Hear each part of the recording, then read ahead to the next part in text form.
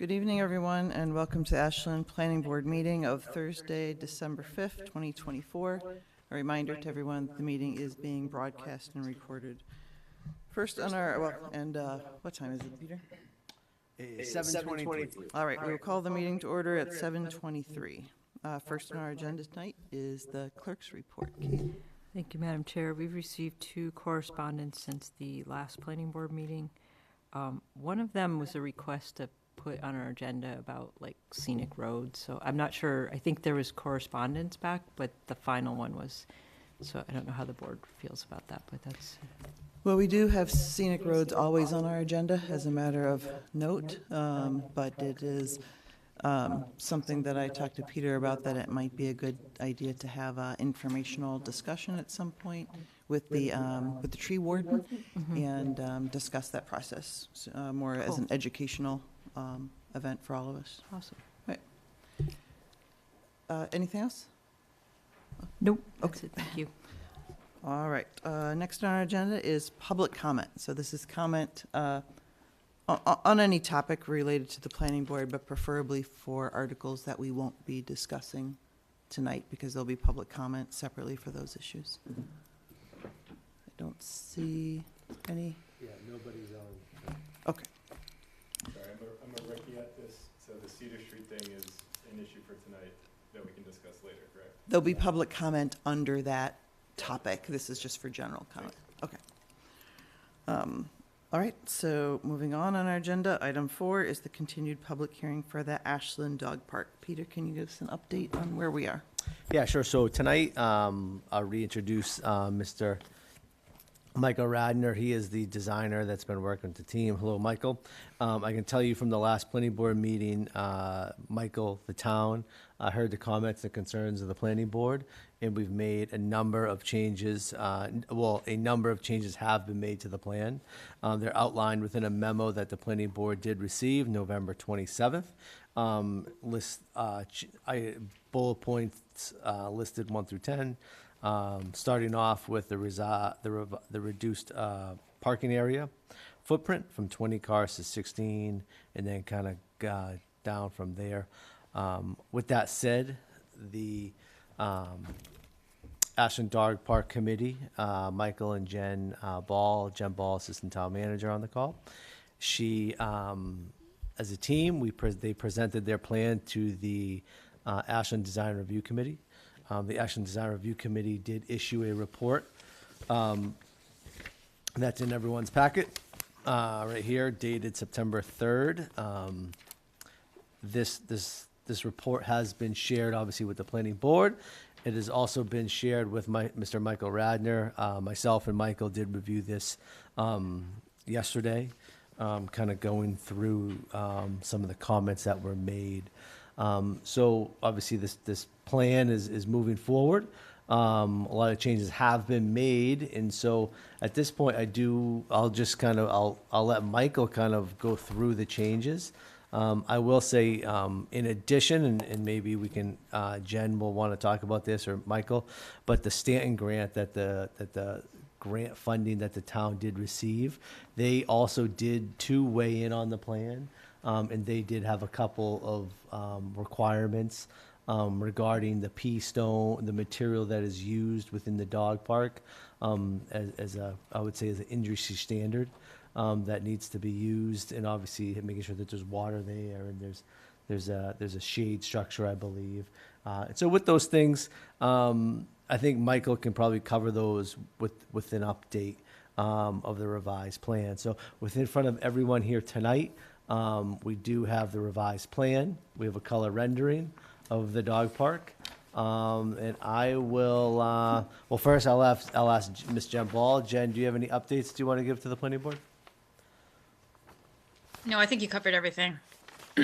And so, Michael, if without any further ado, you do have access to share your screen. Wonderful. So please do. And you can please outline the changes that have been made to the planning board. Good evening, everybody, members of the board. It's Michael Radner with Radner Design Associates. Peter, you took my intro, so that's great. And I'll just say that we'll I'm going to go through a brief presentation that really just highlights the changes that we've made. And these are changes that were some of the comments from the Stan Foundation, the Design Review Committee, and the Dog Park Committee dovetail nicely, I think. And then of course, our changes that we are in reaction to your comments as well. So without any further delay, this is the former plan that you had originally we reviewed a couple of weeks ago, and then your comments about mostly about removal of trees, the size of the parking lot, just overall scale of the project, I think. And then we had gone back and thought about these things and sat with the Dog Park Committee and, like I said, the Stan Foundation, and we've come up with a slightly, well, revised plan. I don't want to say slightly. We've made quite a few changes here, and I can just run down through these. The parking lot has been reduced from 20 spaces to 16 spaces. And we basically shortened up the parking on the west end over here. And what that allowed us to do was in addition to providing more green space on the plan, was that we kind of relaxed the contour signature in the stormwater basins so that it's not quite as engineered looking. It has a little more of a natural look to it, and you can kind of see the difference from this squarish shape into this, you know, a little more natural. And if you zoom into the contours, you can see that as well. Reduce the amount of tree clearing on the site to retain more existing trees. We've gone from this tree line here, and maybe a little bit hard to tell, but we've basically shifted everything and gained another 10 feet in width across the whole back of the park to retain additional existing vegetation. We've added shade trees in the large dog park to create more shade in this area, so sort of a mitigation for some tree cutting. In response to the Stanton Foundation and the Dog Park Committee, we've added a shade structure to the large dog park to provide some permanent shade, if you will. You know, trees take a while to provide shade, so we wanted to provide a small shade structure, and I'll show you a little more detail of that shortly. The Stan Foundation had asked about providing some additional play items within the parks, and we've added those, and it's basically boulders. Like I would anticipate that we're going to dig up a lot of boulders on the site. We may as well put them to use, and these are just kind of scattered informally throughout the park. There's another play item which I'll get to a little bit further in the presentation. Again, the Stan Foundation has asked that we enlarge the small dog park from 2,000 to 2,500 square feet. And we did this simply by shifting the fence line a little bit back further into the woods. So now we have 2,500 square feet without any additional grading or tree removal, anything like that. It was a comment from the Stan Foundation about the parking spaces, and they were located a little bit off center of the entrance, from the entrance to the park, and we relocated those. So just sort of a minor handicap accessibility move there. And then there was a comment from the Conservation Commission, which hadn't gotten addressed last time, where we had our phytoremediation plantings were inside the fence line of the dog park, and we shifted them to the outside of the fence line so they wouldn't be damaged by any dogs or dog waste or anything like that. So, and we spoke with Becca Solomon about this, and she had encouraged us to do this, even though the planting is inside the no disturb, 25-foot no disturb line. It was a good move to just plant those ferns, et cetera, outside of the fence line. And then we had added some additional plantings to the bottom of the sediment forebay. It's not showed in this particular graphic, but it is on the planting plan. These are some of the technical drawings that we've revised that are in your packet. It's basically what I've gone through, the grading plan, And you could see that contour signature in there that gives a little bit more of a, I'll call it a relaxed feeling in the stormwater basins. And I wanted to focus on this area right here, which is where the people are. So this is the plan that you have in front of you today, which has a 12 by 16 shade structure. Here, this is the idea of what that might look like. It's, I'll zoom in a little bit, basically a wood timber construction with a standing seam metal roof. I think it's a pretty simple and handsome looking structure. And that's what we had proposed there. And then when we went to design review a couple of days ago, they pointed out and made it a good point that we're providing shade in the large dog park, but not in the small dog park. And could we do another shade structure? And we went back and thought about it and thought that maybe we just take the shade structure and kind of have it straddle the fence line between the two, the large and the small dog park, and have it kind of half and half. So that's our proposal for that. There's no with the reduction in the parking, it's actually a reduction in the amount of impervious area on the site, so I don't have any concerns with stormwater management. The stormwater design remains exactly the same. And here's our revised planting plan. There's that internal planting in the sediment forebay and the additional shade trees, and then the plantings outside of the fence line at the north side of the park. Here's that other play element I was talking about. This is just sort of simple idea from the people at Stanton that, you take like a drainage pipe, and this is concrete. We would probably use a high density polyethylene. It's very inexpensive kind of thing that the dogs can run through and play in. And so we've added that to the plan as well. And that is a quick review of the changes that we've made.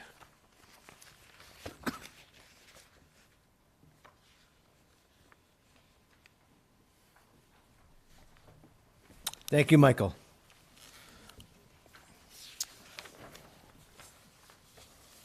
Is there anyone else that wanted to, from the dog park applicant that wanted to comment about things so far? I don't know who's on. I see Yolanda's waiting. I am going to.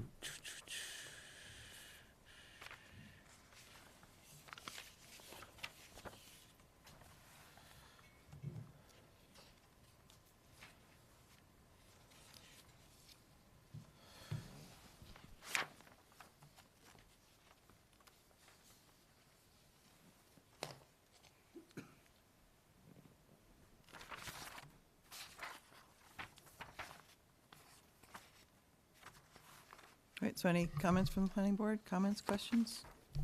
I do. I sent Peter before the meeting about, I'm sure that'll come up, about the area of disturbance. I think it might need a special permit. But I'm also looking at the bylaw 5.4.4, interior landscaping and parking areas. Parking areas containing 8 or more spaces shall contain or be bordered by at least 1 tree per 8 spaces.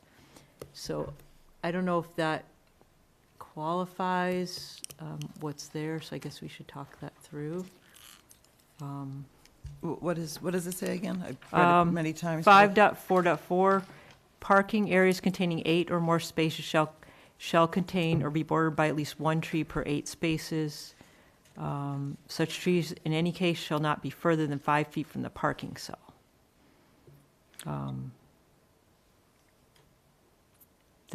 They're implying like landscape islands. I mean, I know there's some trees around there, but we should make sure that that either complies or that we want more trees to comply. Kate, just because sorry to interrupt. How many, you said 8, a tree per 8 spaces? Did I get that right? Yes. I'm just not looking at the bylaw, so I just want to make sure. Okay, thank you. Yeah, and so the trees that are there will comply with 3 trees along, assuming that they're within 5 feet of the parking space, or that would be part of those trees, because they're, Yeah, I guess we should make sure that in that scale that it is. Then I guess, I thought, there's also like kind of heavy screening requirements, so are we double counting them? And maybe yes, maybe no, but we should talk that through.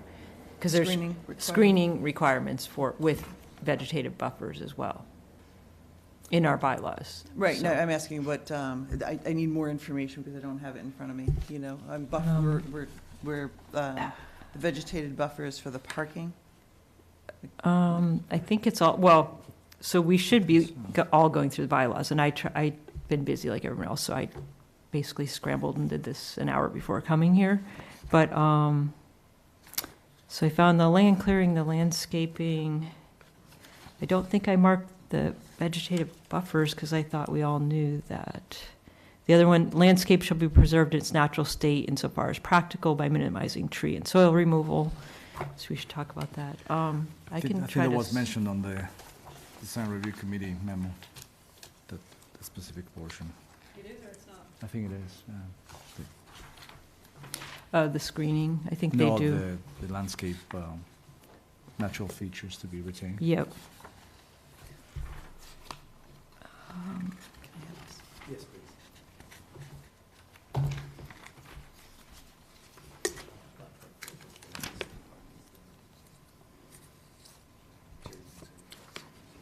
Yeah. I'll have to do a search. Kate, I think the buffer that you're talking about, I think it's 5.4.2. Is that the one the general one? Probably, yes. Under just general landscape requirements? Yes, correct. Yeah, yeah. All so sides in rear and setbacks no more than minor removal existing trees and vegetation yeah, observed okay. in all district screening and perimeter landscaping.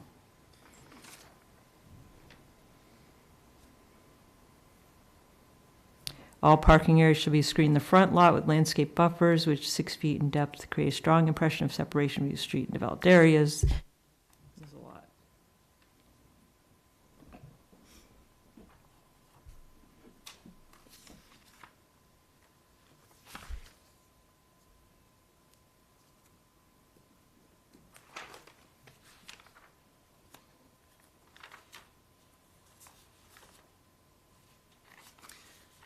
Yeah, I mean, we don't have dimensions on there. I assume, Michael, I assume you can give us a dimension maybe of between the street and the parking.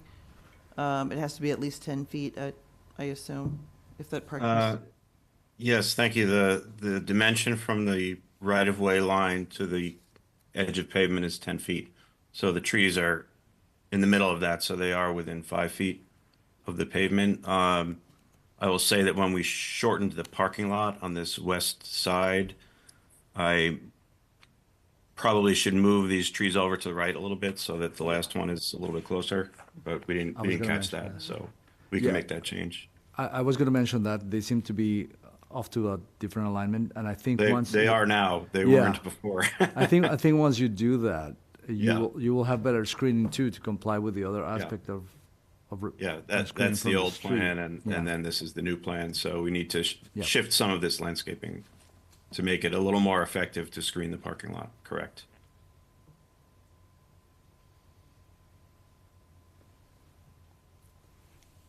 Kate, does that address your point? I mean, I think now that we have the scale, at least it Yeah. seems to be probably the minimal compliance. Now, I don't know, I believe we've talked about trees on the right-hand side where the sidewalk would be nice to have some trees. And then sort of add to that natural, like, the RTD, as much as it had lots of possibilities, also very much talks about respecting the natural environment and fitting in. Do you mean on the, right next to where the new crosswalk is? Yeah. walkway. Yeah. So is it possible, Michael, to save or plant trees along the sidewalk where the crosswalk is, in that area where it kind of says limit of clearing and it looks like a lot of, is it possible to save or plant trees in that area? I know we have to have a visual clearance. Yeah, I think we can take a look at this tree line and maybe do a little bit better to bring it out a little bit. I think I had a previous plan that had a little more grading going on in this zone, and that's kind of gone away. So I think we can, yeah, I think we can protect a little bit more along here. Sure. And I would say that if you encounter some large boulders, which is likely, right? I think part of the landscape of the accessway and the screening could be part of the boulders to make it look more natural, not just barren. And I think with that and some additional plantings, that would be a much more appealing screening. Okay. So Yeah, we can certainly, when this gets trimmed back, when this gets cleared, I would want to look at what the edge condition along here and see what it looks like, and just sort of strategically plant some natives along there to polish off that edge, if you will. Okay, so we'll be adding, shifting the plants, shifting the trees down in the parking area, adding or retaining more vegetation and maybe some boulders as they By the appear in that area. There's adding three new trees, right, Michael, to the large dog park area? Which are in the plan today. Yeah. The correct? large dog park area would be adding 3 new trees because of the grading, right, not existing trees? Right. Right, Yes. okay, so Correct. three new trees. And obviously, there's the other changes in the vegetation that you went through with the Conservation Commissioner. Correct. Any other questions on vegetation specifically? I guess it kind of overlaps with design review, but I'd like to see about going to keeping the 4-inch caliper over trees. They made that recommendation. And right now, the plans still say 6. Yeah. Yeah. We have no objection. Okay, Well, the consultant has no objection. You're talking about in the back part, right? In the Yeah. large, where we're keeping trees and we're changing the 6 to 4. Exactly so. Yep. I think that's fine. I have a question on the materials. I think the design review committee, if I'm not wrong, they suggested not to use rice stone and just use gravel instead. I know the recommendation was that rice stone, I guess, was gentler for the dogs. Was there a resolution on that? They seem to suggest that gravel would be easier to maintain. Did that conversation lead to something different? No, Michael, I think that happened after you left. This is Jen. No, that we didn't come to a resolution. I sort of explained that, based on the the recommendations made from Stanton Grant was the reason why we picked, that we were using that. The design review sort of went back and sort of thought that it was too light and that it would be easily moved. And so, we said we understood that, but we were taking the recommendation, sort of industry standard for dog parks. And we thought that was still a pretty reasonable solution. Okay, And so well, we didn't really come to a solution there. Okay, no, but I agree. I think if that's the standard, I don't have any objection to that personally. yeah, it's a very specialty item, and I Yeah. would rather go with what the recommendation is. Yeah, it's been proven, yeah? Yeah. Yeah, I do have a question on the signage, but I don't know if, Tricia, I think you wanted to go in order? I'm sorry, what did you have a question on? On the signage. Oh, But we're still on landscape, I think. yeah, still on landscape. There were a couple other issues or just questions that may have been resolved. In areas where existing trees are maintained, the design review committee was recommending no more than 2 or 3 inches of wood chips. Is that the appropriate amount, in your view, Michael? Yes, and that's, if our drawings don't already show that, they will. Okay. Yeah. I know I was looking at some of those details. I had actually, Kathy also provided us with another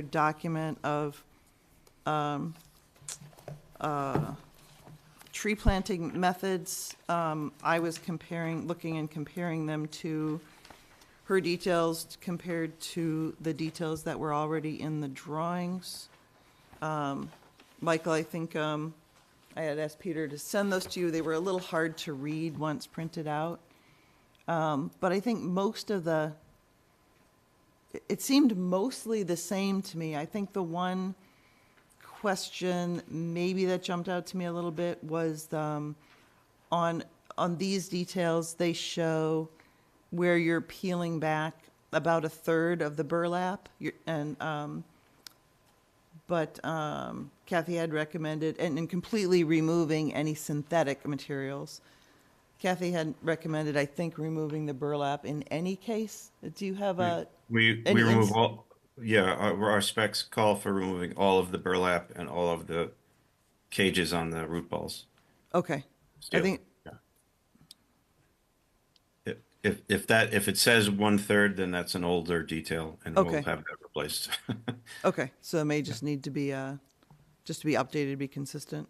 Yeah. Okay, great. Okay, I think that's so do you have, your question?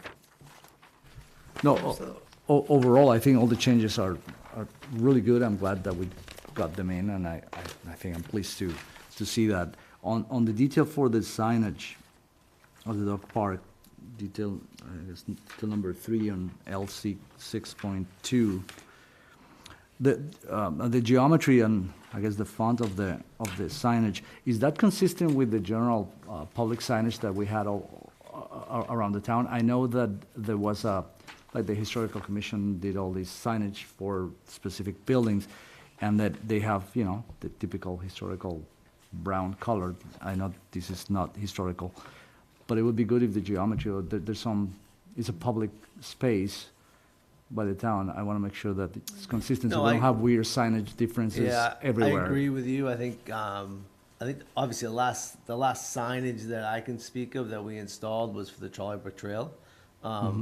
And I, off the top of my head, I do not recall the square footage. Yeah, but not only the Yeah, size. Pete, we but- did, yeah, Pete, we did that on a kiosk for that one. Okay. I think the size of this is similar to, so if you went to Mill Pond Park, and the Riverwalk is smaller, but to Mill Pond Park, the one that has the seal on the top, and it is a similar size. I mean the similar shape. I can't speak to the size right off the top of my head, but similar shape to what was done sort of downtown, the blue flat signs. There's one at Mill Pond Park, and there's a smaller version, I believe, at Marathon Park, and so maybe that's the size we should be replicating. Maybe. Yeah, that's fine. I'm not going to any specifics. I just suggest that we have consistency in colors, size, Yeah, construction. it's a good point, and actually, because font. there's actually because one of the signs that I'm talking about is actually at the bottom of of Memorial Drive. Yeah. it's just that So it would be right at the end there too, so that makes some sense. yeah, the idea that all public spaces would have signage that is recognizable, Yeah, consistent, it's a good- homogeneous. Yeah, it's a good point. Right. So, and I- so if I could jump in, Please. this was this was the Framingham sign, and we just pasted Ashland over the top. So it wasn't meant to be a final design. What I would suggest is that we put a note on the final plan that says final size, text, and graphics to be determined with the town of Ashland and whoever is in charge of that. So Okay, then that was not crazy. That's look yeah, different. and then we can has this kind of sign that comes together like right at the end when everybody finally decides what all the rules of the park are. So that's what I would suggest. Is this is just kind of a placeholder. But if you can approve sort of the overall size, and it probably will get smaller, I think that's fine. Yeah, I Does think that that make makes sense? sense. We've done that before. That signage needs that. In fact, we're doing one today, or papers today. That signage should come back, like you said, once there's full understanding of what is actually on the sign, and thus how big it needs Right. to be. Makes sense.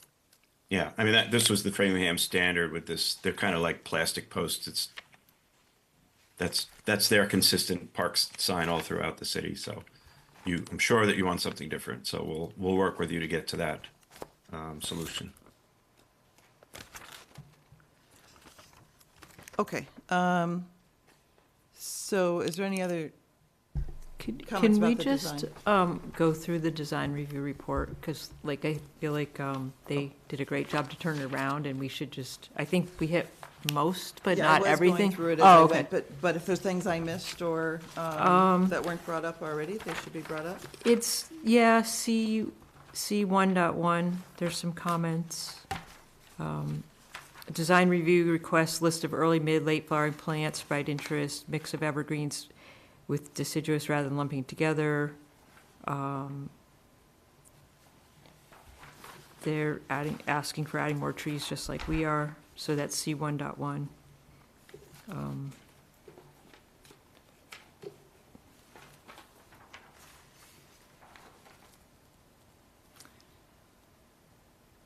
It looks like outside of the gravel The, issue, I think we are recommending the same things that. except we, Am I right? I didn't get to look, I think there is a planting list, but if they were provided this on the 3rd, then maybe they thought it needed to be improved, is my take on There's plantings listed 1.1. on the, on L 5.1. Yeah, so if the design review got that on 12.3, and they spit this comment back to us, they're implying they would like some more variety on C 1.1 on page 305. Was that something that was discussed with the design review committee? Yes. Can I respond? Please. Yes, please. Yeah, so I only got this a few hours ago from Peter. Thank you, Peter. So I haven't had time to fully digest it, but my notes from the conversation on Tuesday mostly talked about rearranging some of the plantings out front and kind of mixing the pines in with the hornbeams and maybe adding some other plantings along the front to make it seem a little more natural. It's just kind of like this section of planting here and this section of planting here, and it should look a little more consistent. And I have these are all good suggestions. So a lot of the things that they're talking about are just like massaging the planting plan a little bit. So I'm happy to go back and dig deeper into their comments and provide a new planting plan that addresses that. We'll show the new tree line here. We can add some additional plantings along that edge and address their comments in the actual plants arrangements. There was another comment about the seeding mix inside the basin, and I'm certainly happy to take a look at that as well. Just one of the things we talked about the seeding mix is that, we're also going to conservation again on Monday, and I did want to make sure that doesn't impact, because anything for from their perspective, if we did a different flowering mix or something like that. So that was one of the things that we sort of discussed. Yeah, I mean, the mix that we're showing on the plan was approved by, You're right. reviewed by Yep. Becca and the commission, and Becca actually gave her assent to the seed mix that we have here. The commission, I don't recall, commented on it at all, but it is mostly grasses and sedges in here. It's a very hardy mix that's going to really, it's almost bulletproof kind of thing. And there was a comment the other night about how we should have more flowering wildflowers in there, and it could be more of the bees. The Pollinator. Thank you. More of a attracting bees and have pollinators and so forth. So I would want to run that by Becca and the commission on Monday night when we go see them. So the wood chips, I think, might be one of the other opens, but can we have, since the applicant, or who's kind of doing the work for applicant, just got this, can we have, like we often do, to spit back a response? I mean, it sounds like most of them are positive and agreeing, but we've been working hard to work with the design review to be professional and close the loop, and I feel like I was gonna scribble these notes back, and I'm like, that's not proper, especially since we're hearing different things. So can we ask that for the applicant to respond to these, to close the loop on Yeah, so basically, it would be just giving the doc file to the applicant and letting them just respond to the different, Yeah, I think bullet I'm points. happy to work with Mike. Michael and I have worked together on this, including with Jen, so we can go through it and kind of go from there. okay, it sounds like most things are already there. This has been obviously happening very fast. The design review committee met 2 days ago. They just got the report. They just got some feedback. So we're trying to, given the holiday time of year and everything, trying to make this happen really fast. Yep. So, and given that the money for the grant is done at the end of the year, which I think everyone agrees, we don't want to miss that opportunity. So, yeah, if it can just be quickly and simply documented, that, Sure. The various bullet points, that should be easy to. I think easy so. to do. And then on page 5 of 5, open space 1.2, planning board memorandum, item review parking lot, surface materials proposes asphalt, applicant is noted preferred by Concom. So I got their minutes from the meeting, they were in front of them, and I did not find that in the minutes. So I don't know if that's just misinterpretation by design review, or that was said, but we should make sure that that's actually true. Yeah, so that might have been for me. So I'm not sure if I said Concom or if I said conservation agent, but I meant our conversations with Becca.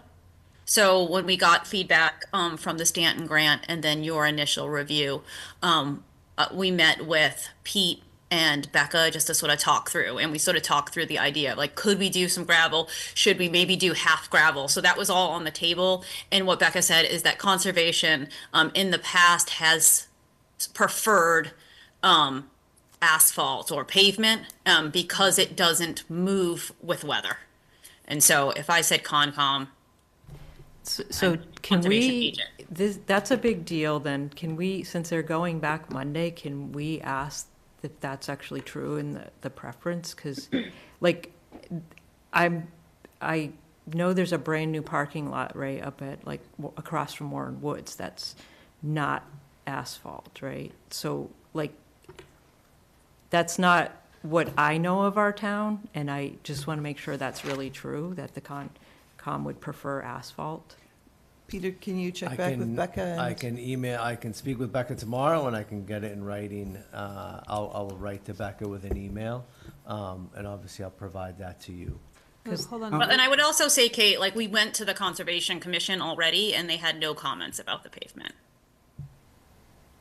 Yeah, we talked a little bit about the difficulty of maintaining other types of lots and about accessibility and that kind of thing as well, so. But if it's okay with Becca and Concom, then this statement might need to be corrected about who said what. Yeah. I mean, I Right, think that's- that's important for yeah. one, but since they happen to be going back, I don't see why we wouldn't close the loop officially in front of the Concom when the dog park goes Monday. But I would say that, at least from my point of view, the reduction on the material is positive. And I understand the maintenance issue. I think it's a benefit to the design of the project. More planting was added and infiltration. I think from my point of view in the planning board, I think I would be fine with it unless there's any technical objection. Yeah, no, I agree. I mean, I'm not thrilled with a gravel parking lot, I think for a number of reasons. And as far as infiltration goes, all of the things about having permeable pavement is to keep infiltration on the site, which this already does, right? It's not on the spot, the exact spot where the rain fell, but the infiltration is kept on the site, which is the primary goal, right? If there was a building, it wouldn't be going to that spot either, but it would be infiltrated on the site versus sending it away to. Yeah, to and some that's other one source. issue, but there's also like heat island and things like that. So it's. Yeah, but I mean, I personally don't think in terms of heat island, this is the percentage of this relative to the site is that meaningful. And my experience with gravel parking areas is that they work well when the area is more extensive. there's less movement, and you know, you have parks that have a large area, and that works well. This is such a small area that the gravel can end up going everywhere, and that could become a nuisance and maintenance issue. So that's why I think, I personally wouldn't see that as something to put a red flag on. Yeah, I agree. I think it might be causing more problems than it's solving, and that's my worry, as we look at maintenance issues and things like that, and durability. So, but yes, so if we can get if Concom has a strong, a preference one way or another that they wish to, that they didn't talk about before, that, and that if the statement can be clarified, then that would just be getting to the bottom of it, I guess. I'm happy to write an email tomorrow. What's our time frame for, do we have another meeting as a board to meet the deadline for the grant? So we're meeting tonight. We had a planned meeting for the, excuse me for looking at my phone. It was gonna be the 19th, which would be in 2 Thursdays. I think we can, if we want to talk about it, we can do a Zoom meeting that night if we do not all want to come into town hall and take a look at it. Kate mentioned in an email looking at, we did not advertise for the special permit for site plan alteration. And so I may have to advertise for site plan alteration, which would then, we would have to have another meeting. But I would have to look at the calendar and kind of work through that. But I think we're looking at site plan approval now. I think it was just kind of something that came up. Kate emailed me. I'm gonna look at the exemptions tomorrow and see how it all fits in, and then kind of move forward. So So the in other words, we would 19th have to have will our be the planned decision meeting. approved on the 19th for this project, for the For dog site plan, park. we're looking at site plan approval right now. If things do change, we'll have to make alterations. I'm just trying to understand how much time we have to get the applicant, I guess, the response to the design review, the memo from Concom. Do we have enough time? I think guess it can happen. Okay. Yes. I think the response to the design review is more documentation, of the process, and not Yeah. necessarily, it's not something that needs to go back to the design review committee. I think this is left design review committee, correct? Right, for us, I mean. Right, Response for us. Right, so it's response, so we need, an approval we need a decision on this before the end of the month. And we potentially also need to, repost for the special permit part, which just has to do with site alteration, that more than 5,000 square feet is being altered. That would be a special permit. So, what I would assume is that if we, and that with the advertising may not be able to happen until at the very last days of the month. So if we need to do that, I would say that we would meet online to do the site plan approval. The 19th? On the 19th, hopefully just that, if we're lucky. Okay. And then at the same time, if the site plan gets approved, we take an informal vote on the special permit. We can't vote on it without it being published and having an open public hearing, but then we open a public hearing for the 30th or whatever we can get it in, whenever we can. We would have this back at the Concom for the 19th. For that, we'd everything we need Yes. for the 19th. Everything will be back and it'll be on our, Okay. it would be in our court, per So se. is there Like- any action required tonight? I mean, I think there is to work on a draft decision, so, right? Yeah, I mean, that would make sense to me to I not, personally think we're at a spot where I can move forward with drafting a draft decision. I think the board can kind of, with confidence, I think I can take away from this meeting that, the comments tonight have given me the green light to move forward and to do that, take that next step. Yeah, I think the comments are more accidental, not Yeah. substantial, so. Yeah, I agree. There's no issues with the use, the concerns. I Yeah. think everything is working. Everything is fluid right now with Michael and myself, using the design review committee's notes and kind of to make the next step to make this happen. The one part that we have Pete, not. do you mind if I? Yes, sorry. please, sorry. Sorry. So we don't actually, I mean, it's obviously we're trying to squeeze this in really tight around the holiday season. And I feel like, getting people together might be tough. So in terms of the grant, I think if we're all in a good place with the plan come the 19th, and we still need to work on the actual decision. We don't need the decision to be able to apply for the grant. But what we need by the end of the year is to know that we're on solid ground with the final plan, because that needs to be submitted and reviewed for the Stanton grant.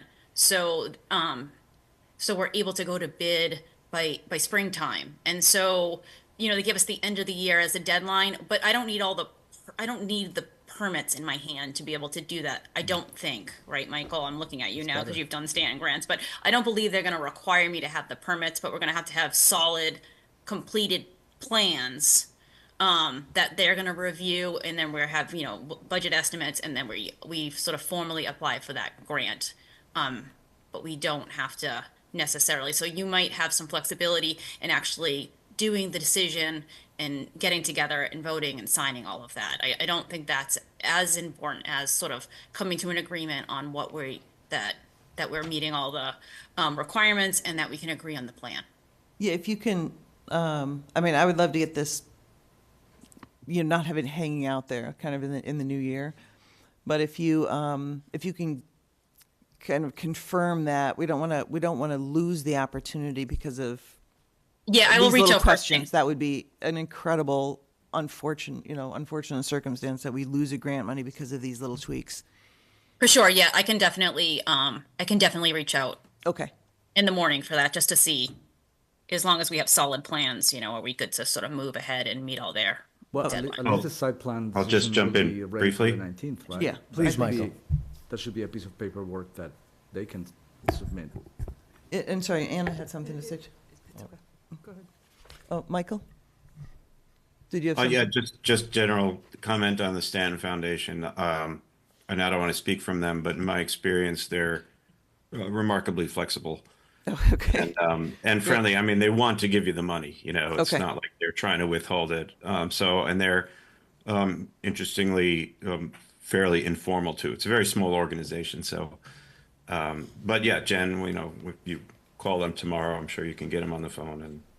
Yeah, for sure. And I think clarify that. we're in a unique situation because previously we would have just said, oh, we can just, we could sort of kick it out a month, but these are the last and final dog park grants. And so that's why the deadline is so much harder than they have been in the past, because they have been incredibly flexible with us. So I do think they'll work with us.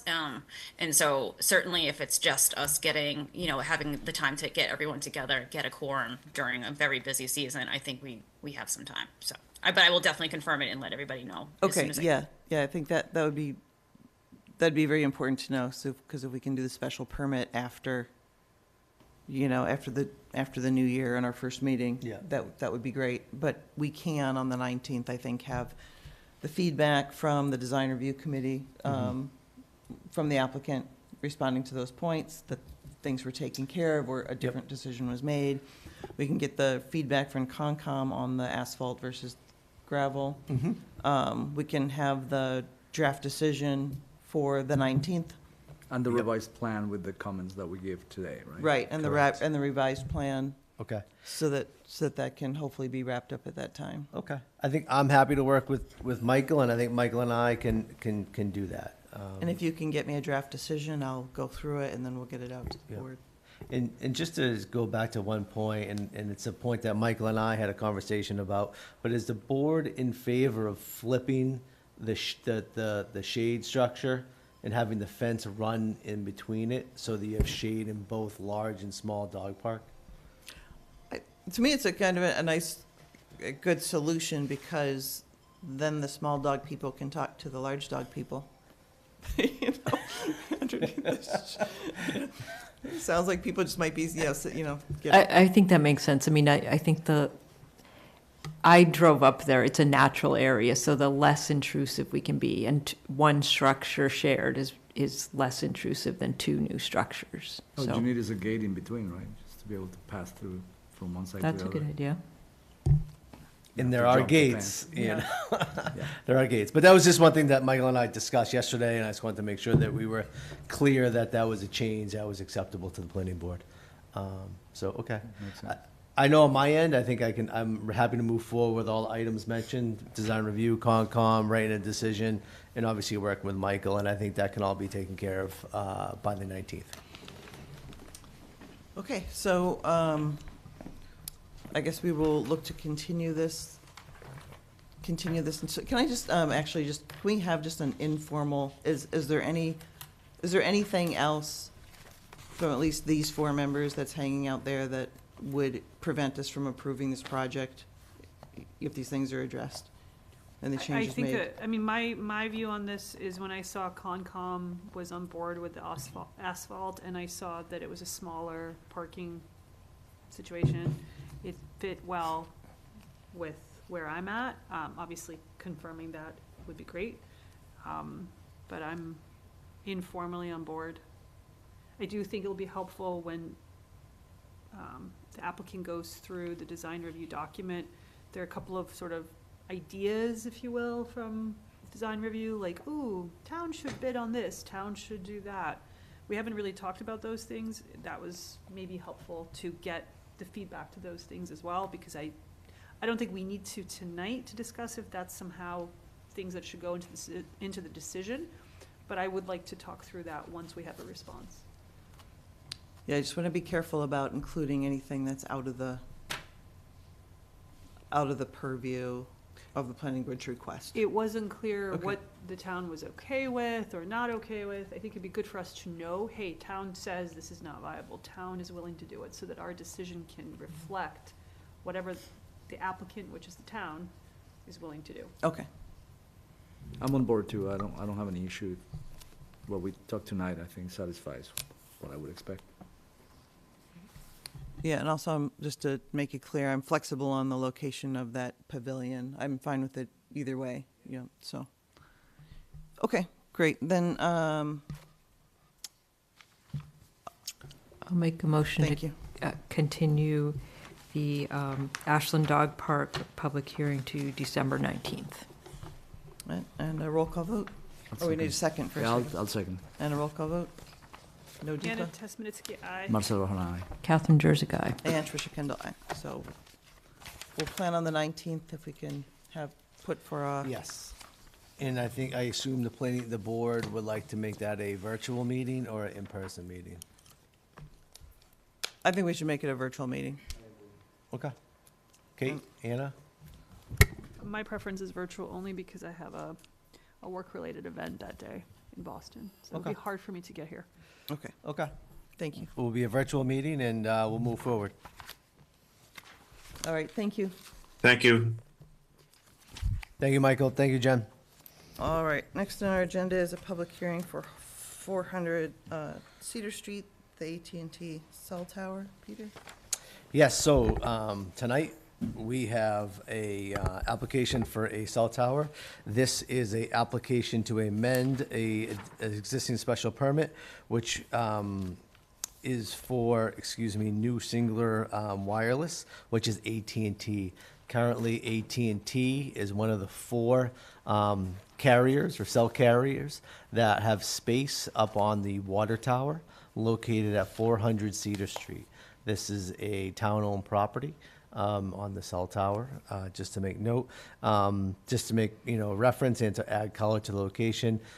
Previously this year, there was a case in front of the board that moved, I believe, Verizon, who was actually up on top, to the side where there was an opening. So AT&T is one of the companies that actually had antennas existing on the side of the tank. Here, AT&T, represented by Mr. Timothy Green, who's here in the back, is looking to update their equipment. And with that update is they're looking to pull their old antennas down, add new antennas. Like all the cases we have seen, these are 5G capable antennas. And we are going through the public process to hear AT&T's application to modify this. I do want to make a note that AT&T, from a structural standpoint, this application has been reviewed by Mr. Greg Eldridge of the peer review. Forgive me, I did not add Greg's peer review letter approving the work, but Greg has reviewed this work, and he has kind of put his stamp of approval on the structural integrity of what they're proposing to do. So with that said, if there's no questions from the planning board, I'd like to introduce Mr. Timothy Green to the microphone. Mr. Green, can you please step forward, introduce yourself to the planning board? And please state, what the project entails. Got it. Thank you. As stated, my name is Timothy Green, here on behalf of New Singular Wireless PCS, DBA AT&T. AT&T has had a installation up on this water tank for, as of February, 25 years. It was last upgraded by myself in 2019 in front of the zoning board because we're going from 9 antennas to 12 antennas. There are currently 12 antennas up there now. 12 will be replaced. We've spent a significant amount of time with the town as well as Greg Eldridge from Haley and Ward to redesign the antennas in a way that it'll be one and two smaller ones, then one. All of the other radio equipment will be below it to kind of make it a little better looking, so to speak, as well as revise the cable trays and the like. We've done testing on the tank. It took a while, stud welds, things like that, to the satisfaction of the engineers that everything would hold, and any new welds to the tank would be done in a manner that wouldn't jeopardize the water supply or the tank itself. Again, this is normal. We've been, I think, 2013, 2019, now 2024, just part of normal network upgrades. The antennas come down, new antennas go up, the antennas carry different frequencies that are purchased to the FCC. And as time has gone on and everybody's had a phone, you have capacity constraints, as well as people use their phones for a lot of different things now than just talking. So that's this isn't a specific to Ashland. This happens all across the country, and so this is just part of those network upgrades. Thank you, Mr. Green. And I have to apologize to the planning board. I forgot to read the public notice into the record, so I just want to take a second. Please bear with me, and I'm just going to read this into the public record. The Ashland Planning Board will hold a public hearing to hear the petition of AT&T 550 Cochituate Road. I'm sorry. Cochituate Road, please forgive me, Framingham, Massachusetts, 01702, requesting special permit modification per Chapter 282, Section 6.4, Wireless Communication Facilities, and 9.3 of the Ashland bylaws. The application seeks to modify the existing special permit for the removal and replacement of 12 antennas, 4 per sector, 4 per side. The new network service upgrade with associated antennas, electric equipment, fiber, and coax conduit, and install additional equipment inside the existing fencing area at the base of the existing structure. The proposal includes the installation of 5G capable equipment. The property in question is located at 400 Cedar Street, Assessors Map 29, Lot 132, in the Residential A zoning district. Parties wish to be heard on this matter should submit comments to the Ashland Planning Board ahead of time and/or appear at the time and place indicated above. Materials may be viewed by appointment at Town Hall and/or during normal business hours. This application has been posted on the Town of Ashland's website. And so this public hearing notice was published in the Metro West Daily News on Wednesday, November 20th and Wednesday, November 20th, and it was mailed to abutters in both Ashland and Holliston. With that said, I apologize. Thank you very much for letting me do that. So the planning board members, do you have any questions and/or on this application? One, does the equipment replacement extends to those boxes that you usually have on the bottom of the tank, or just the antennas on the tank? We'll be doing some work at the base of the tower, but we have an equipment room. We have a building, so everything is inside. No one would know what we're okay. doing there.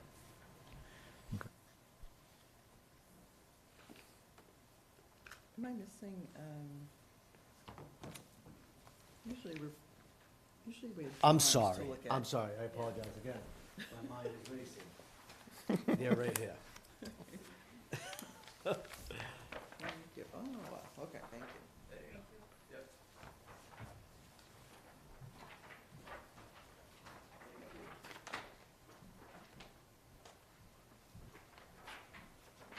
You got it.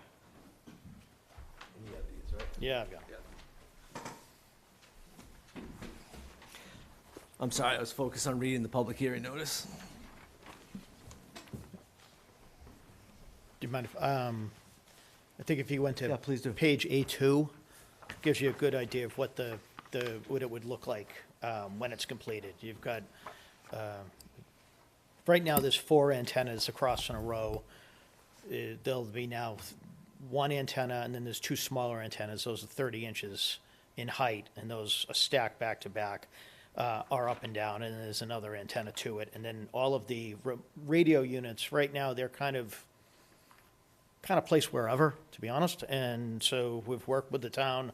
We're going to make the mounts a little bit longer and have the radio units that work with these antennas be back to back below the antennas.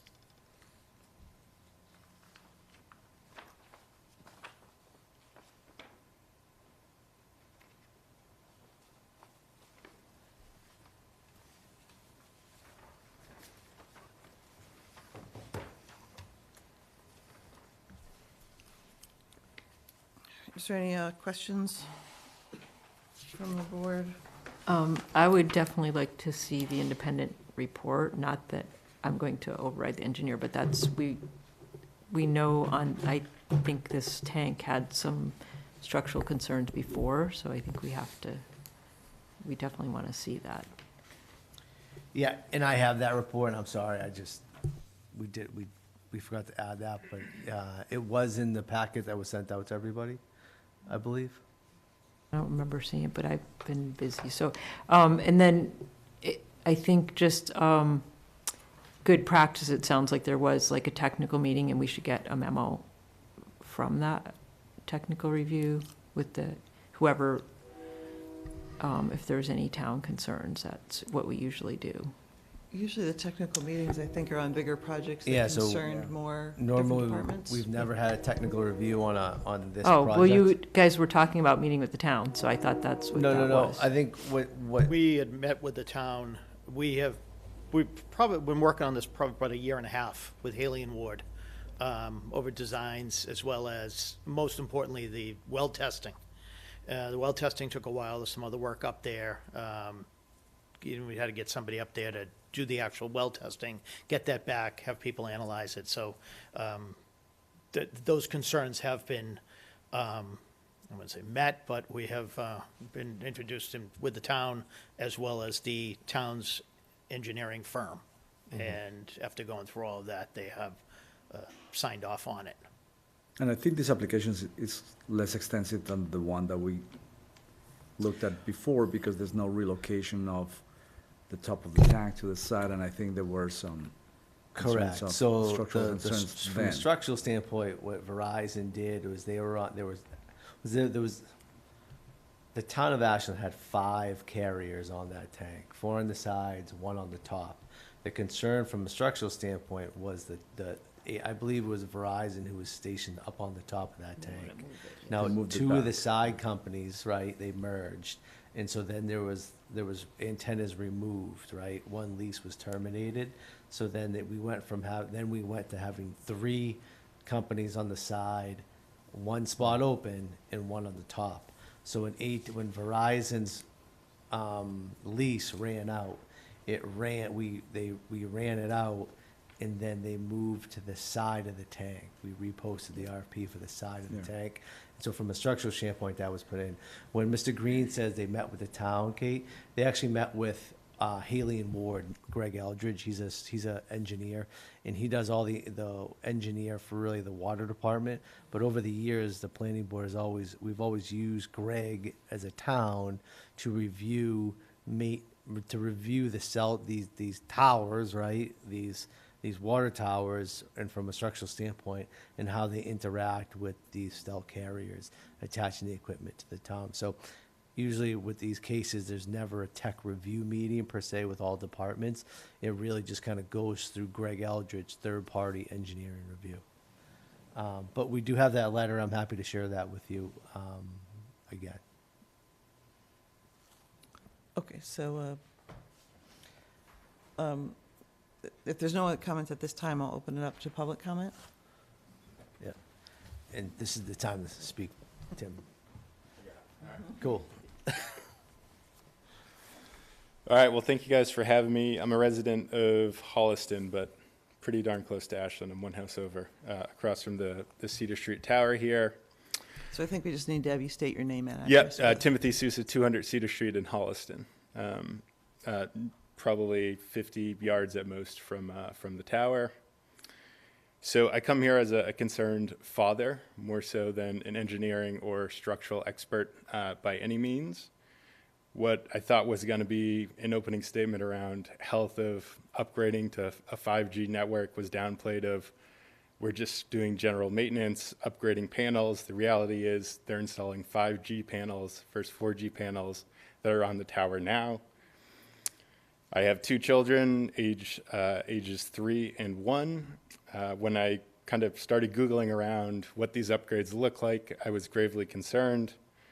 Cell towers, companies, whether it be Verizon, T-Mobile, you name it, they're essentially relying on a 1996 law that allows them to go up on towers and replace whatever they want. And yes, that law is valid as of today, but the environment is very much changing. That law was backed by lobbyists, the big telco companies at the end of the day. The issue is in 1996, cell phones barely existed. There's no regulation of how these impact human health. And in fact, until the 2020s, that didn't even exist when a gentleman named Robert Kennedy, who will be in the Oval Office in some capacity, sued the FCC, and he was successful. So the FCC just lost a marquee lawsuit, and I am not a lawyer, but I will read the judge's ruling. The FCC determined that, or the judge determined the FCC failed to evaluate record evidence that exposure to RF radiation at levels below the Commission's current limits may cause negative health effects unrelated to cancer. The FCC ignored numerous organizations, scientists, medical doctors who called for them to update limits on the court and found the FCC failed to address these issues. They also failed to evaluate, period, impact of long-term wireless exposure, impact to children, the testimony itself of people who are injured by cell phone towers, the impact to wildlife and environment, which frankly I don't really care about, and the impact to developing brain and reproduction of humans. Needless to say, new regulations are on the way. They just lost that lawsuit. So where does that leave us? We're kind of in a pickle, and Tim, I don't know you, you're a good guy obviously here. He wants to fix this. He has the laws to do it behind him. But what we have today is a broken system, a lost lawsuit by the FCC. Things will be changing rapidly over the next 4 years. So what I ask of the board, and I hope this is a pretty easy decision for all of you, if you vote yes on this, you are saying we're going to ignore the evidence that exposure to RF radiation at levels below the current Commission's limits may cause negative health consequences. You're going to ignore scientists and medical doctors who called on them to set stricter limits. And again, these are judge words as federal judges, not my words themselves. You're going to ignore studies of long-term RF exposure, ignore any impact to children. Let me say that again, ignore any impact to children. You're going to ignore testimony of people injured by RF. But if you vote no, you're going to say you believe in a law regulating cell phone towers pre-cell phones existing. Doesn't make sense, which it doesn't. That we should look at actual health studies in determining guidance, and that you think the development of children should be part of the review. I also ask you to look at the existing cell phone providers up there and look what other counties have done and other countries have done. I personally was super interested in this. I said, okay, where do all the tech companies live and what are their zoning issues for 5G towers? Palo Alto, the biggest tech hub in America, 1,500 feet. We're at 30. That's all I got to say.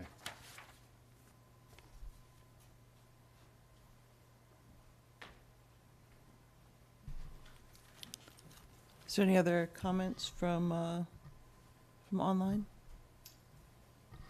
Nope, there's no other comments online. All right, I'll open it up to the board. Ladies first. I mean, I'll say I very much appreciate the public comment and the organized nature of it. We've had similar public comments on this topic, as you might know. And I keep speaking for myself. I'm very aware of the controversies and debates on this. And I can also appreciate that other local districts, such as Palo Alto, might have a different take of the federal laws and the limitations we have. So I'll repeat what I've stated in similar situations, which is that my understanding of federal law is that this board can only vote no on this project for very specific reasons. And health, as you've described it, or science as you've presented it, is not one of those. So if we vote no, we would risk being appealed and losing, which would be at great cost to the town of Ashland. And so there are legal reasons why it's very, very difficult for local boards such as this to do what you're proposing. However, I will say the exact same thing I told the last public comment on this exact same issue, which is that nothing stops you or any public person from walking over to the tower and measuring radiation, and nothing stops you from discussing with state, federal agencies your concerns, and nothing stops you from, in the future, lobbying those who can change federal law. And it sounds like you're very aware of who will be in charge in the next 4 years and who might hear your concerns. But we're stuck with the law as it currently exists.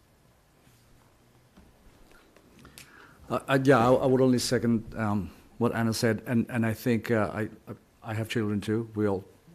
Many here in this table do, and we appreciate your concern and share a lot of it.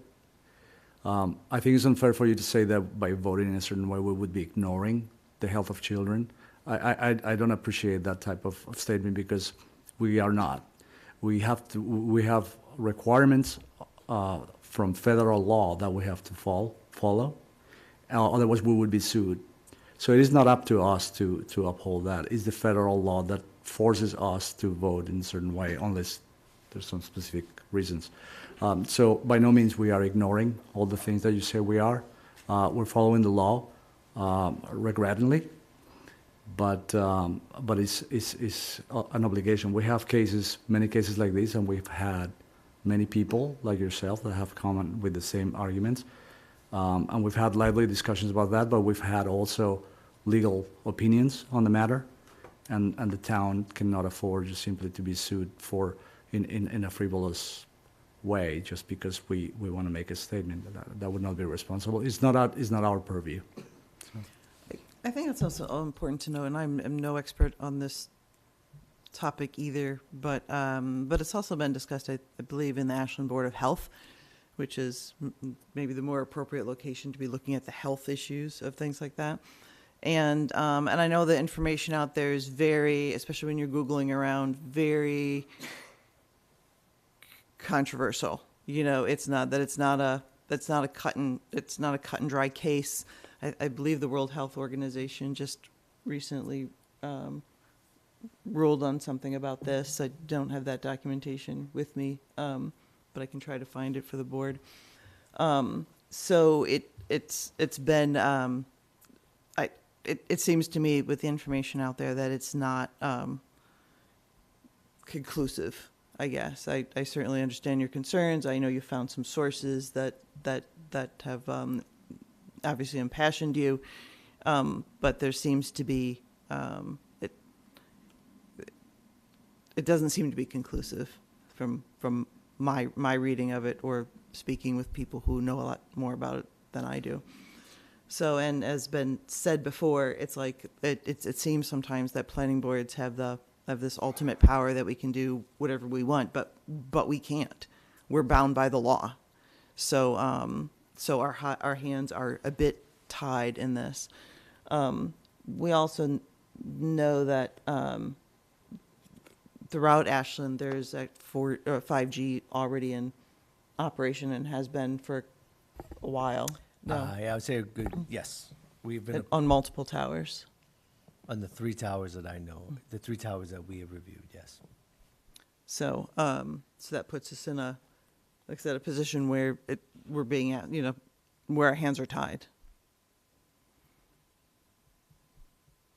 Yeah, so and just to make a note, the law that we do have to rely on and reflect upon is called the Federal Middle Class Tax Relief and Job Creation Act of 2012. That was the law that was put in place that says that we as a planning board, and as a town, we cannot refute the changing of antennas. And that's the memo that we've leaned upon, which was provided by town council. And that goes back to 2020. So, with that said, is there any more questions, concerns? Can I ask a follow-up? I don't know. Yeah, sure. Well, let me, Yeah, I'll please, just, Mr. I'll Green, do the jump two. on. So, Yep. real quick, there's 5G up there right now. We did it in 2019. So there's no, like, this 5G thing, and it's kind of a marketing term. 3G, 2G, 3G. 3G was, we got to do text. 4G was, oh, we can watch video. 5G is faster video. There'll be a 6G and a 7G someday. But the 5G is already up there for AT&T. We have also included in our package a RF study. And with us tonight, Martin Lavin, who's on the screen there, is the person that wrote it. If there were any specific questions, I don't know. But it basically shows the theoretical limits of the emissions on the tower. So that was supplied. We're aware of these situations. We're aware of these concerns. So I just wanted to put that in the record, and we can go from there. Yo, I didn't see that. So what? You ever talk through that? Does Marvin Yeah. want to speak on that report, or He has no choice. If he remembers, it's been a while. He had to go through the dog park. So hopefully he picks up. But in the meantime, that report right there, C-squared systems. Yep. From AT&T, and I can get to the specifics. Marvin, Martin. Martin, are you available? Have we lost them? Going once, twice? I think that report is on the town website with the No, application. you That's can correct. hand it. But- I don't have that particular report in my thing, Yeah. but if you wanted to hand him one, I'm fine. We're not. No, it's a public document. It's Yeah. on the website. Mr. Sush, if you would like a copy right here, I'm happy to give you mine. And then I think along with that, when we get the engineer's report, we should make sure that's on the website with all the documents. Okay. Yeah, so if you were to go through the report, it gives you the whole, list of, where you are and distances, but everything's well below the limit. You're at, 3%, 4% of the limit. And the limit's the limit. We don't do it. The Mass Department of Public Health hasn't required us to file a report in 15 years because they were just so useless. They said, we told you to file this paperwork, and now we're getting this paperwork, and this paperwork is useless because no one's ever close to the limit. So we don't even file those anymore. We actually had to ask for a waiver from your bylaw because you request a letter, which doesn't exist anymore. But that information was provided also as a courtesy of what we're doing here.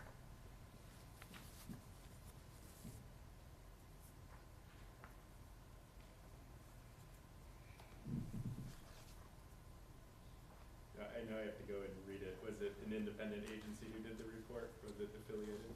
Yeah, no, it's independent. We're not, we have nothing to hide. AT&T's a $1 trillion company. We're not trying to, there's nothing to hide here. Okay. All right, so with Martin not jumping on, and I think some questions, We'll have to talk with Martin. do you want to continue this, or do you want to? yeah, we'll have to continue this because we'll need the draft decision. Yep. And to see the engineer's report, and And then we'll be looking at this again. I would prefer if we have, how much time do we have on this? So we have 60 days. This application was filed on November 18th. So therefore, that's 45 days until the new year. 43 minus the 60, we have 17 days. Our next meeting is going to be, our first meeting of 2025 is going to be January 9th. That would be within the 60-day policy. So typically, we could continue this to January 9th, and we would still be within our required timeframe. What does the board feel about that? Well, I think if the document, we've done these many times for the aforementioned requirements. If the documents are ready, I don't see any reason to delay the vote more than whenever they are ready.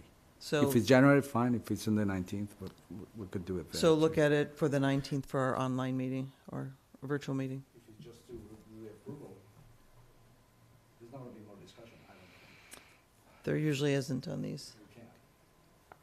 So, is there consensus on that? Get it done? I think we Before- need to get it done. Okay. I'll have a decision drafted up on the 19th. All right, there's no more public comment? I don't think people are hanging out? Okay. I This make is a mostly us. motion to continue the public hearing 400 Cedar Street AT&T to December 19th meeting. I'll second that. Roll call vote. Anna Tesmanitsky, aye. Marcelo Hona, aye. Catherine Jersey, aye. And Tricia Kendall, aye. So we'll be continuing to the 19th. Perfect. Thank you. You're welcome. If I could, Tricia, I do want to thank the member of the public for being so organized in his letter, although I know some members of the board may have had different sentiment as a response, but I was certainly impressed with the level of research and organization, and I think it's great to have that type of public comment. I think we're always happy to have people to come. Obviously, there's usually not many. Thanks for having me. I know I'm an out of towner. Nope, always welcome. Important. Doors are open. All right. Thank you. Thanks, Tim. The next item involves partly 501 Pond. Can we do this one at a time rather than combining them so I can step out for that one? 100%. Okay. I will start with. Do you feel the need to step out now or in a few minutes? I think I mean, as long as we talk about 100 Chestnut Street Yeah, first. that's fine. And then Yeah. I step out, and Sure. then you guys can Okay. talk about the other one, Okay. right? Yep. Okay. So 100 Chestnut Street, this is just a letter approving the signage that was approved by the planning board at our last meeting. That was on in November before Thanksgiving. I apologize. The date of that meeting was November 14th. Oh, I had that in front of you. What did I do with it? It's right there.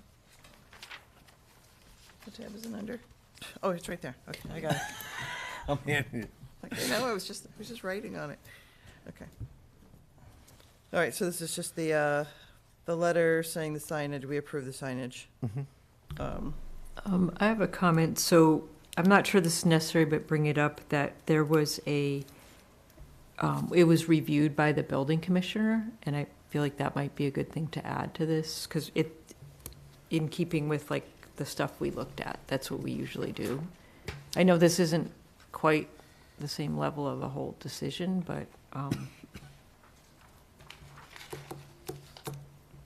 This is something we could, you have it all ready to sign, or?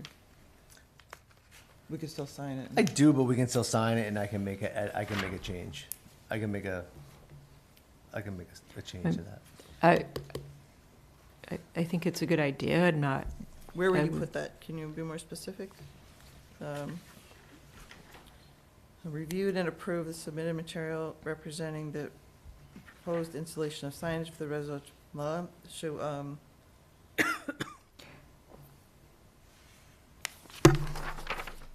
I think you could rework the documents used or decision basis, and then it would say approved sign renderings by, all that would stay. The rendering, corner rendering, location, site lighting plan, and it would just be like a bullet point or number items. I have it's an email. I have Yeah. an email. It Yeah. was in the packet. I can just add Yeah. email from Building Yeah. Commissioner Doug Scott dated. Yep. And that's, is that what you're looking for? Yeah, Okay. Yeah, I can have that. That's, yeah, I think so. That's easy. Okay.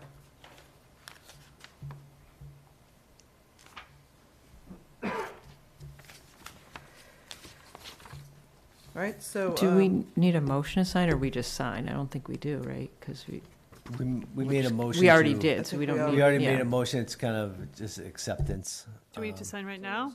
I have it right here, but we can do it right now or after the So how meeting. many copies are there? 3. Yeah. I'll just pass it around. Okay.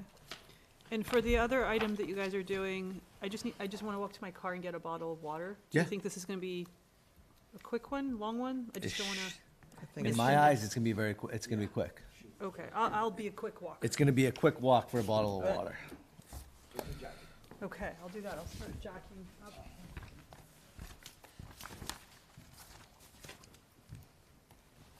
Sorry. Can we borrow a pen because mine is pink? Yeah, I got a blue pen. I don't think you want me signing a pink decision. Yes. Sorry, Tricia. Didn't mean to throw it. Of course, now I have your pen.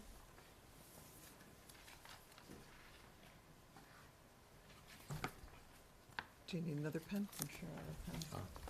There's only 3. Oh, We can make them wait. Just joking.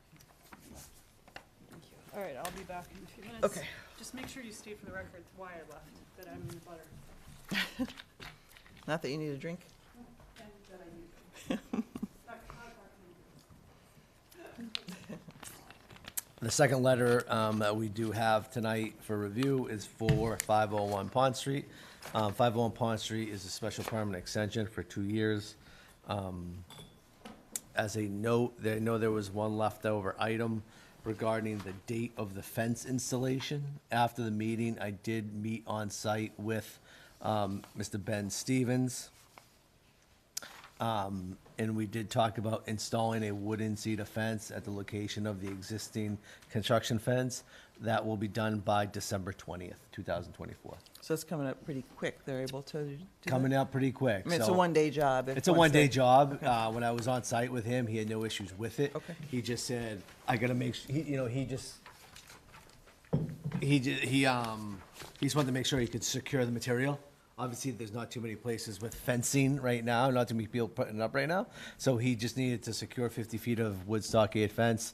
I believe he did that within an email from the attorney, Mark Cadblack. They shot back and said fence will be up by December 20th. So I think that's a really good time frame to get that back, and obviously it's there.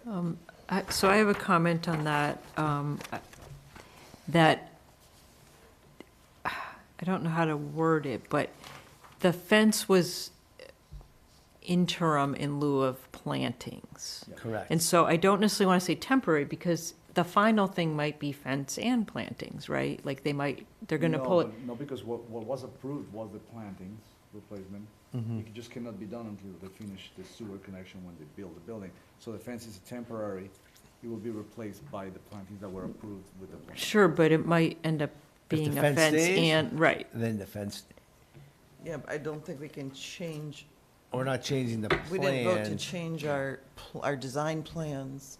I know. What I want to make clear, though, that because we're not closing the loop, it's like, oh, now I'm giving you a fence, and then it's like, so you think it doesn't matter. It doesn't say temporary, or you don't have to say anything about that.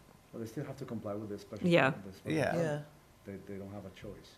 Do you want them to leave the fence the entire? Well, it might work out better for everyone, right? I mean, they're going to pull it down to do Kate, work. if it works but- out better for everyone, and then, They will make the case for it, or the neighbors would. yeah. Yeah, they're so gonna what I make- don't want to happen is the fence is in way of the trees now, and you told me to put in the fence. Let's get that out of the way now, right? Just say that.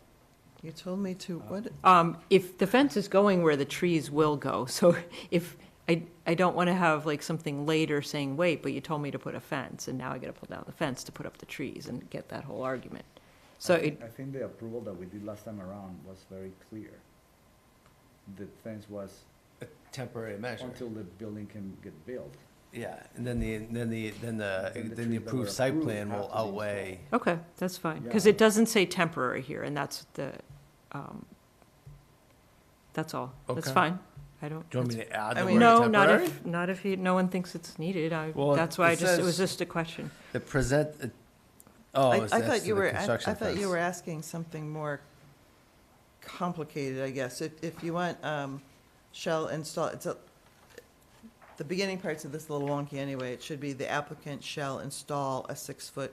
Yeah. You have shall Of a- installation of a, so it's, Yeah. it has to be corrected anyway. Yeah, So I would say the applicant shall install a temporary 6-foot wooden stockade fence. See how that first line is messed up anyway? yeah, I see it.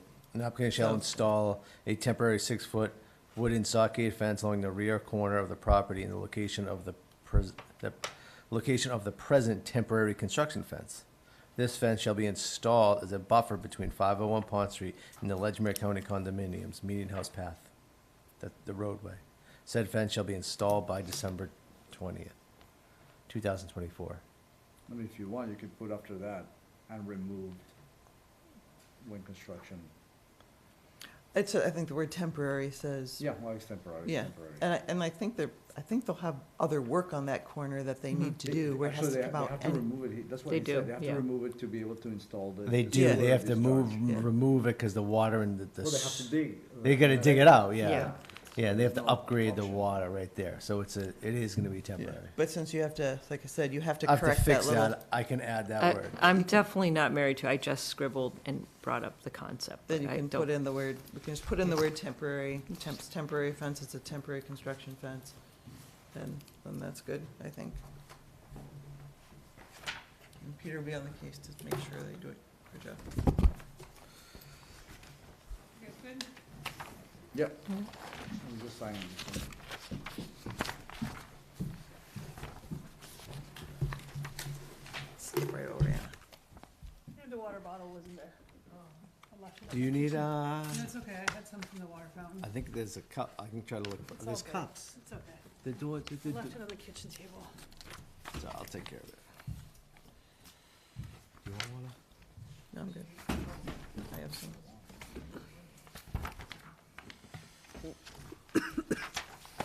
Thank you, Marcelo. Nah, Oh, I have Tricia's one. got the third. Coming your way.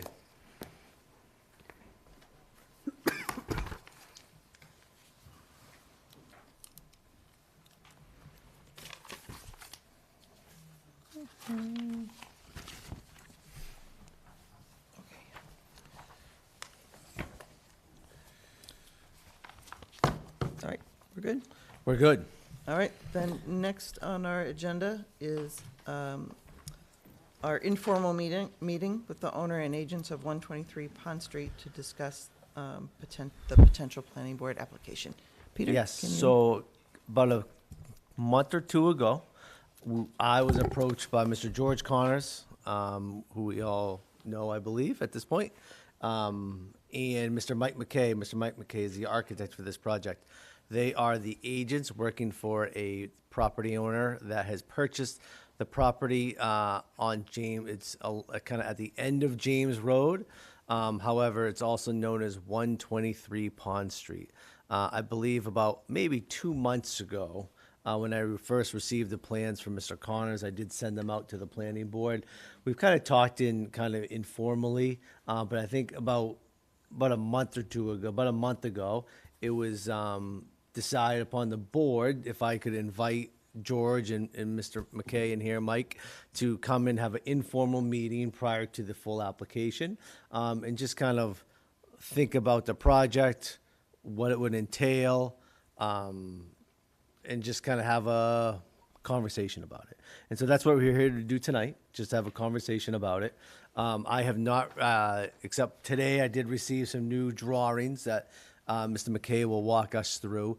But other than that, really haven't had, I haven't had any new information to share with the board, except this is kind of informal. We have not received an application at this point.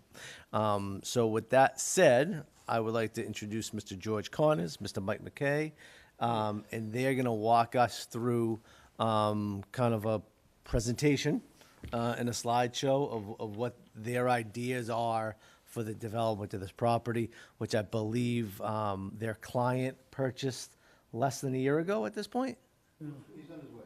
Okay, great. Another 15 minutes. Okay. Before we start, I just want to make sure that, can you tell us in a layman's terms where the location is so that I can make sure Kate or I are not direct butters? I know where it's near the XL gas station, and that's well. Yeah, I've looked at it. It doesn't affect either one of it. Either, excuse me. Either one of you are without, correct, you are not direct abutters to this property. I have some context drawings I can show.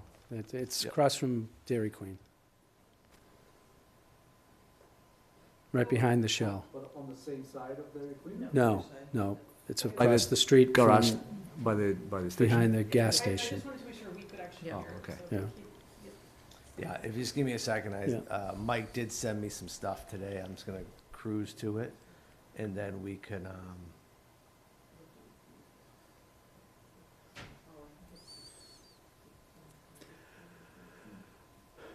He's more worried about you than me, because he's in this field.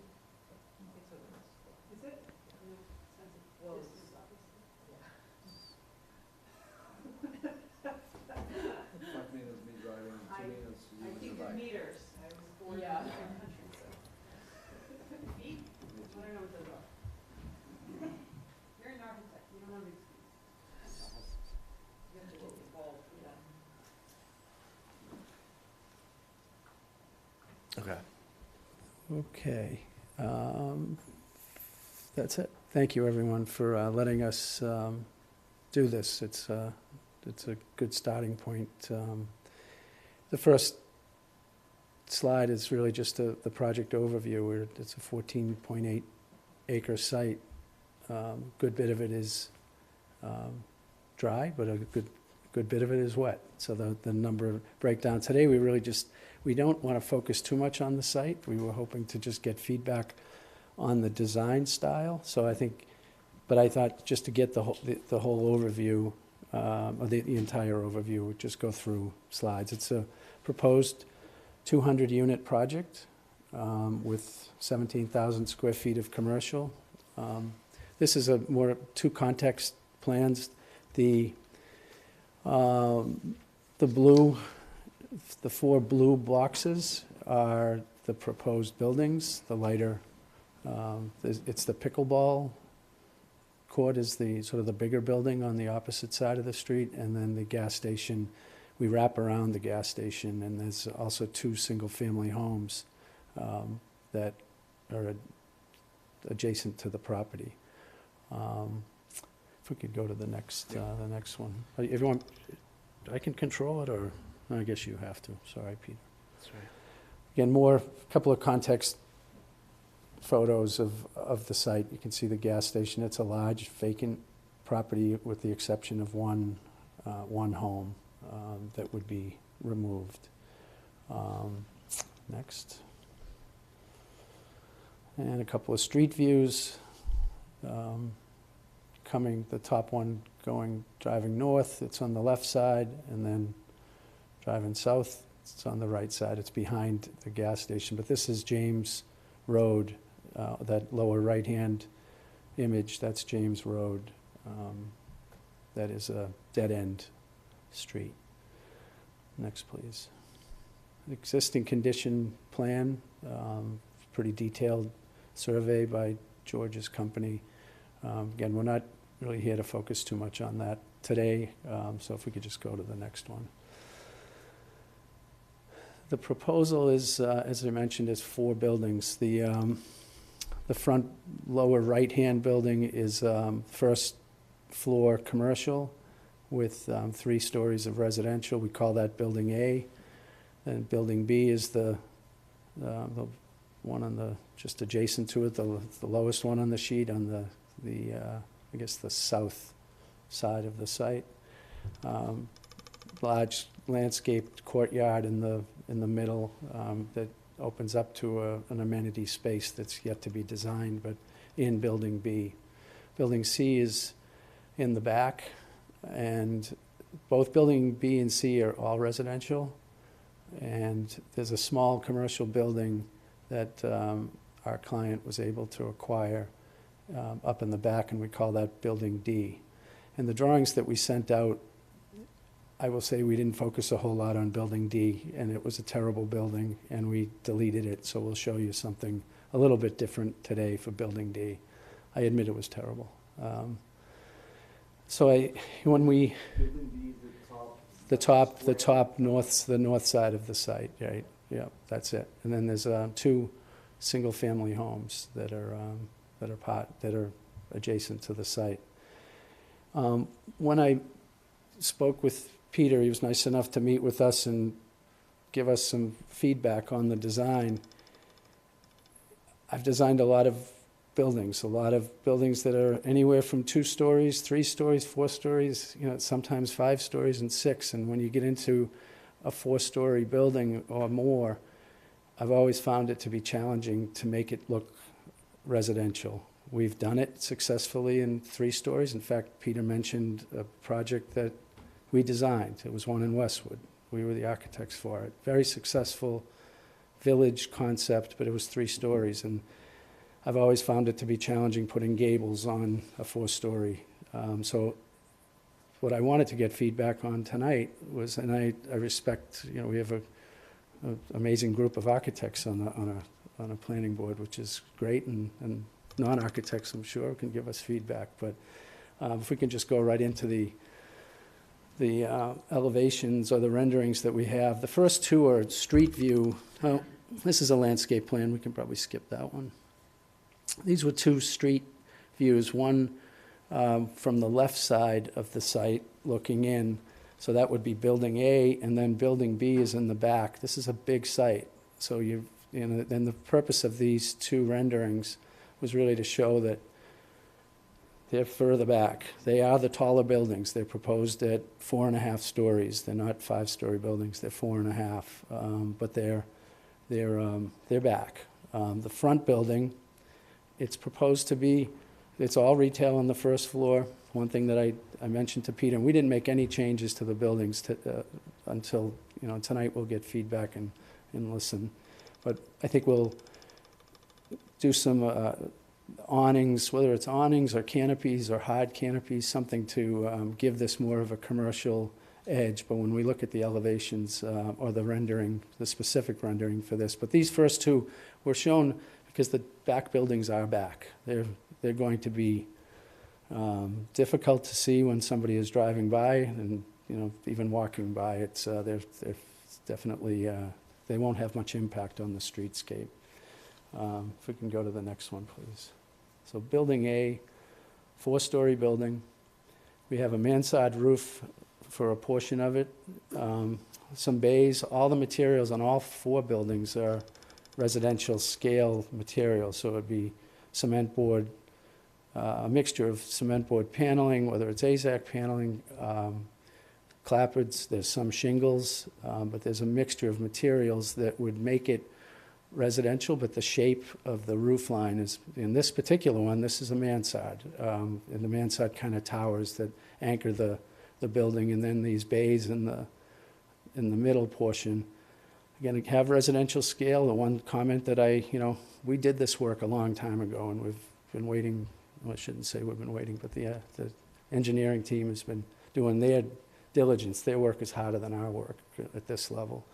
So I look at this, we could soften up that ground floor a little bit. We have tall windows, storefront, but they're not commercial storefronts. We plan on using residential windows. We did a project recently in Lexington, similar scale to this, and we thought it was, wood windows, oversized, not aluminum storefront, just to give it a residential scale, but not gabled. So that's one thing that we think we can improve on, is softening up the connection between the first floor and the second floor. But the shape of the building, 4 stories, approximately 44 feet in height, depends upon final details. But that's Building A. We have some elevations of it too, but I think the rendering shows it probably best.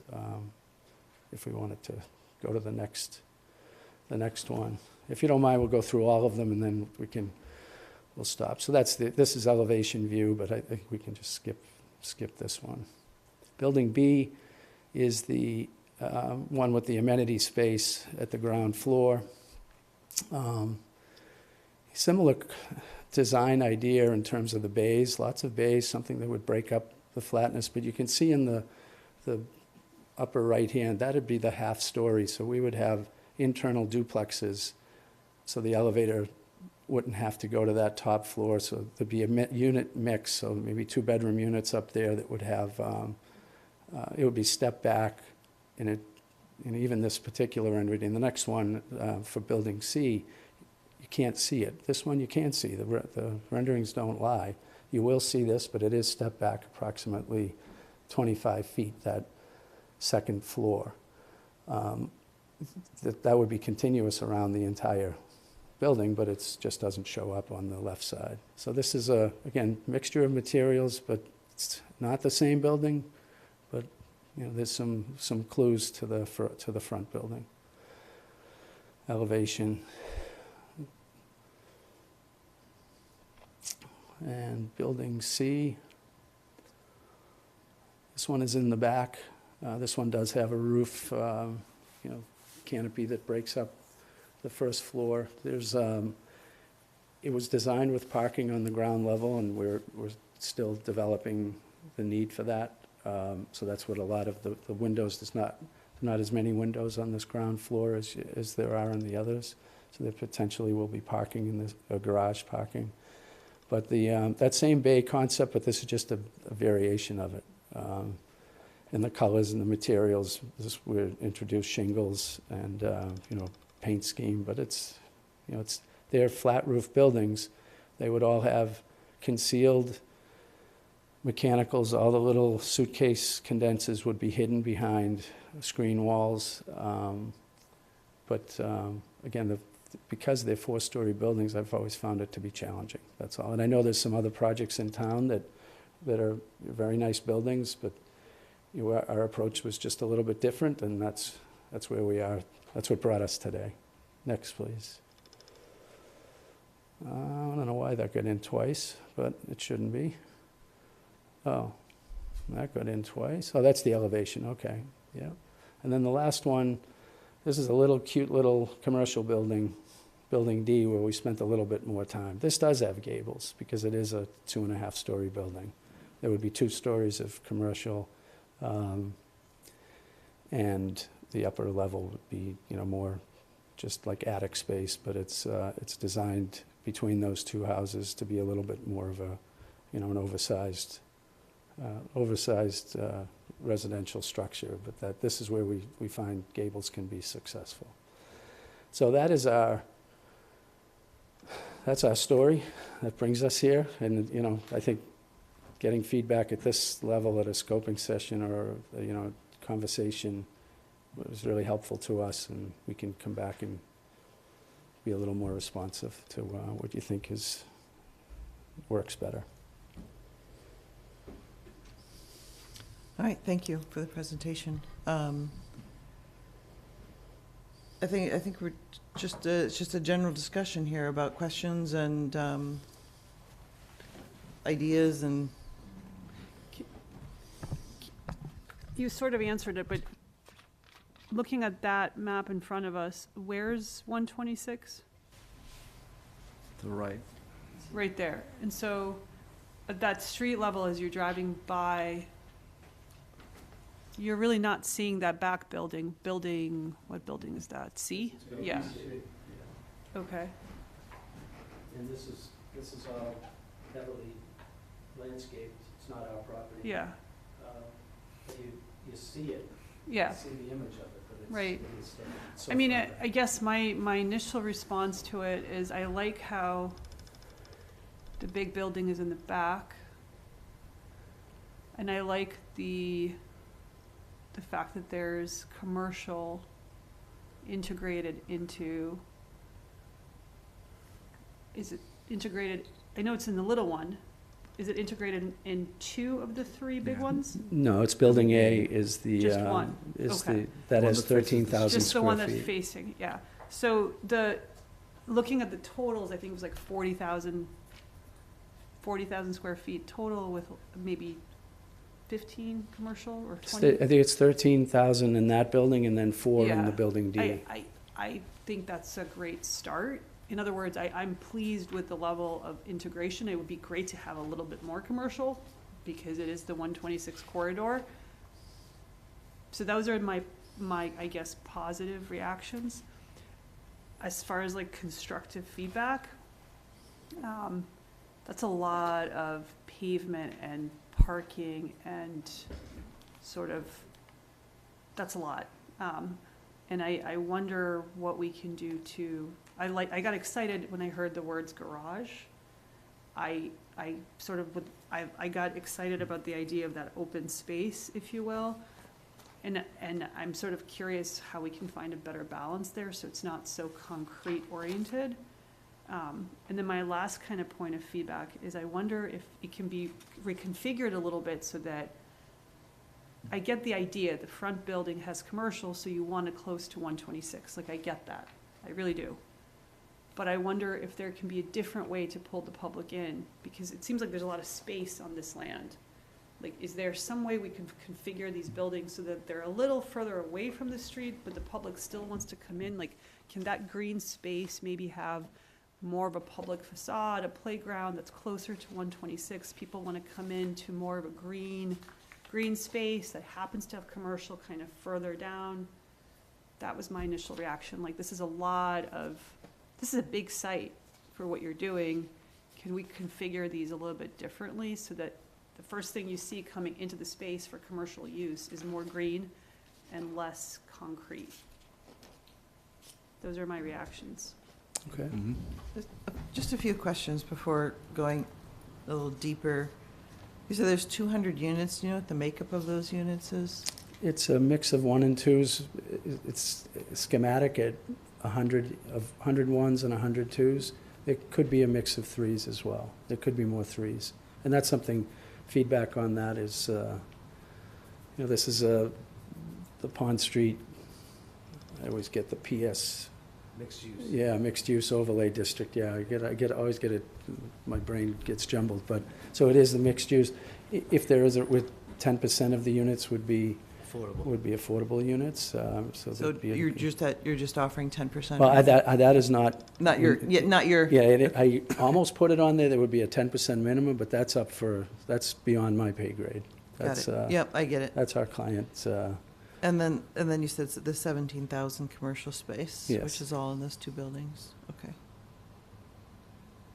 Can I jump in really quick? Yep, I just Just- wanted to get. Oh, go ahead, sorry. Go for it. wanted to get Yeah. the kind of data. Just to kind of reverse back to my original point, like, building A, which is closest to 126, like, why not squeeze it more towards the back and move that green space from the center, again, towards that edge?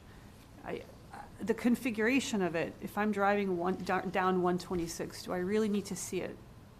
Does it have to be that close, I guess, is my immediate, I keep coming back to it. I'm like, I think that is the biggest opportunity we have with this design, to move those buildings around so that the public's view of it is a bunch of appealing, open space, maybe playground, maybe some benches that pull you in, make you want to drive in, and rather than a building.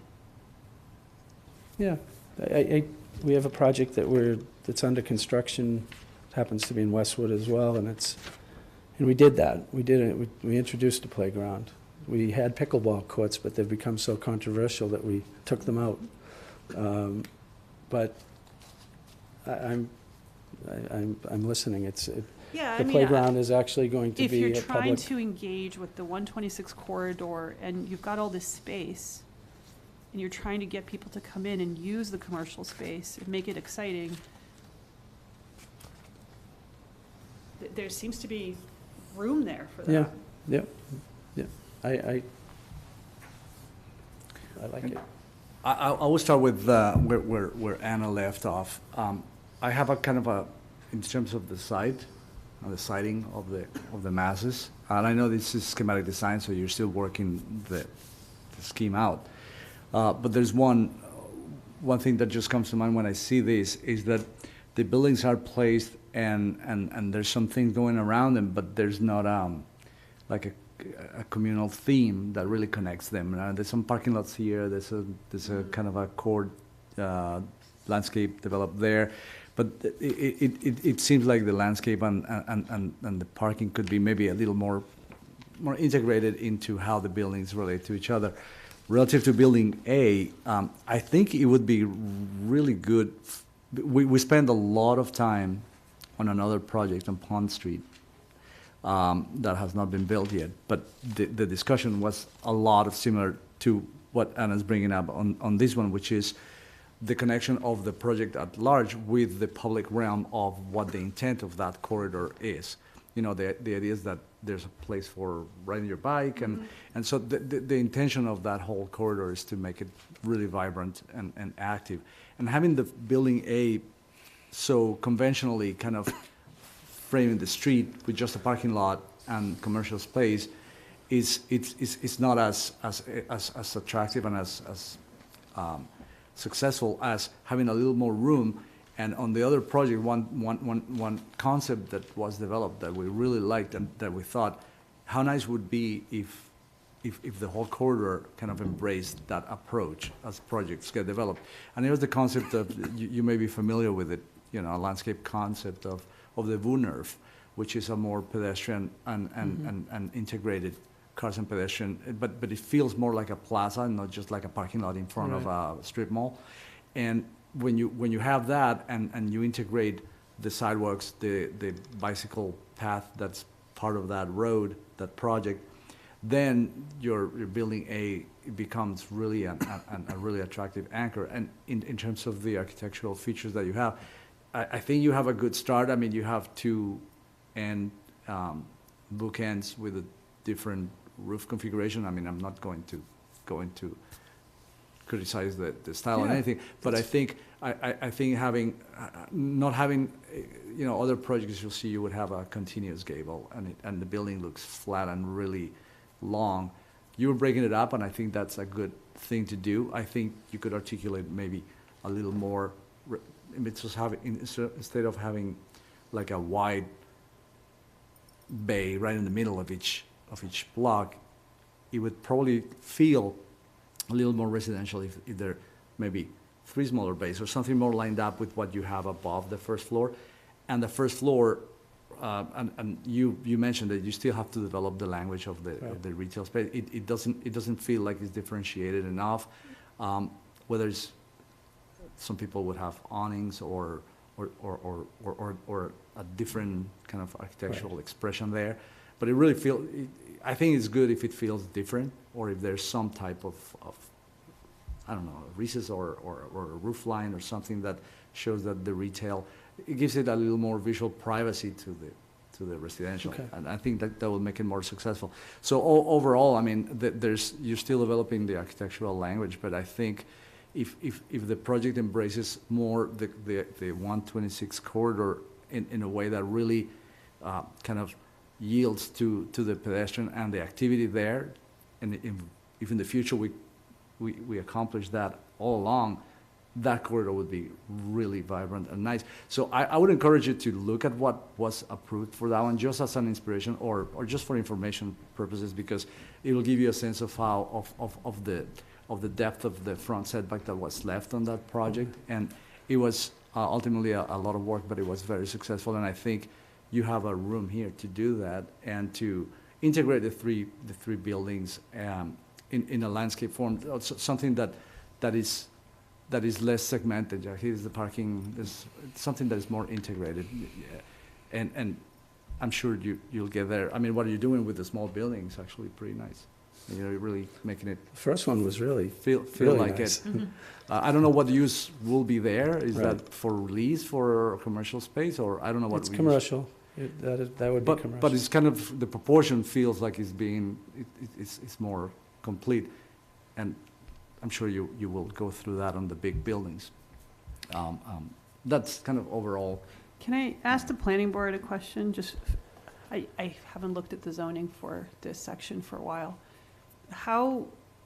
What is maybe Peter, you're the right person to ask, I guess. Let's say that hypothetically speaking, let's say a developer comes in and says, for safety reasons and fire issues, I need a parameter to drive in a fire truck around all these buildings, but I'm gonna build a garage instead of all this parking in the front. Is there zoning that would allow that on this site? To allow a large enough garage that we can make more of this green and still keep the 200 apartments? Like, what is our zoning relative to structures designed for garages, not residential use? Like a garage that has commercial space, just hypothetically. Like, let's say we have all of the parking in the back of the site in a garage that happens to have commercial space in it. So parking, you're talking about a, Hypothetically speaking, Like I'm just structured curious. parking? Like, I think it's gonna be like structured parking. you're right. Yeah, it'd be structured parking. And what would be the zoning on that? In other words, could you still have two primary buildings that are purely residential and a big building in the back with parking and commercial? Would the zoning allow that? That's I don't know. If you don't know the answer, that's fine. I'm just trying to. Yeah, I would hope There's just they a lot don't of do that. space here, is what I'm after. There's a lot of space, and we don't have anything on 126 right now that allows for substantial parking, and this just asks for it. Like this size of property Well- with intentional commercial, to me, is just a unique opportunity to think about that. Let me just ask this one question about parking. Ashland's parking requirements call for 2 parking spaces per unit. Are you proposing 2 parking spaces per unit? Is It's there- actually, the way that I read it, it's one It's one. for 1 bedroom and 1.5 for Okay, a so it's, 2-bedroom. you're using we use- the overlay. Pond Street, It's still a lot of parking. yeah. There's 325 spaces, 325. And that's, I think I know enough about zoning to be dangerous. You could do an accessory structure that's a parking garage. It's just, it feels to me, it's like a little office park-like, but what we could do is building B and C could have parking in the ground floor. The reason I let's bring say. that up is that you seem to have enough space for that kind of thinking where, again, you get inspired by what 126 was supposed to be. 126 was supposed to be that sort of pedestrian, bicycle, commercial space where you can come, you can park, you can live, you can enjoy. It's going to open up that space and bring people in, and it will be very different from no offense to the rest of the developers that we've approved. It's going to look a little different from these boxes that we have down 126 that Okay. are happening. Unless you want to look like a box. Well, they are which boxes I'm right now. sure- They- Right, but yeah. it's not particularly unique, but you seem to have a configurated space that's different from all the other spaces. So you seem to have enough room for this kind of creative thinking. Yeah, I actually, I mean, Bruce but Wheeler. I see what you're getting at, Anna, but I think structured parking here would be the opposite of what we Okay. want, because there's a limit of when that makes sense. What can be done is something. this, In the building. Yeah, something like they could be more integrated with the buildings, and maybe that's a Right. solution that they can study.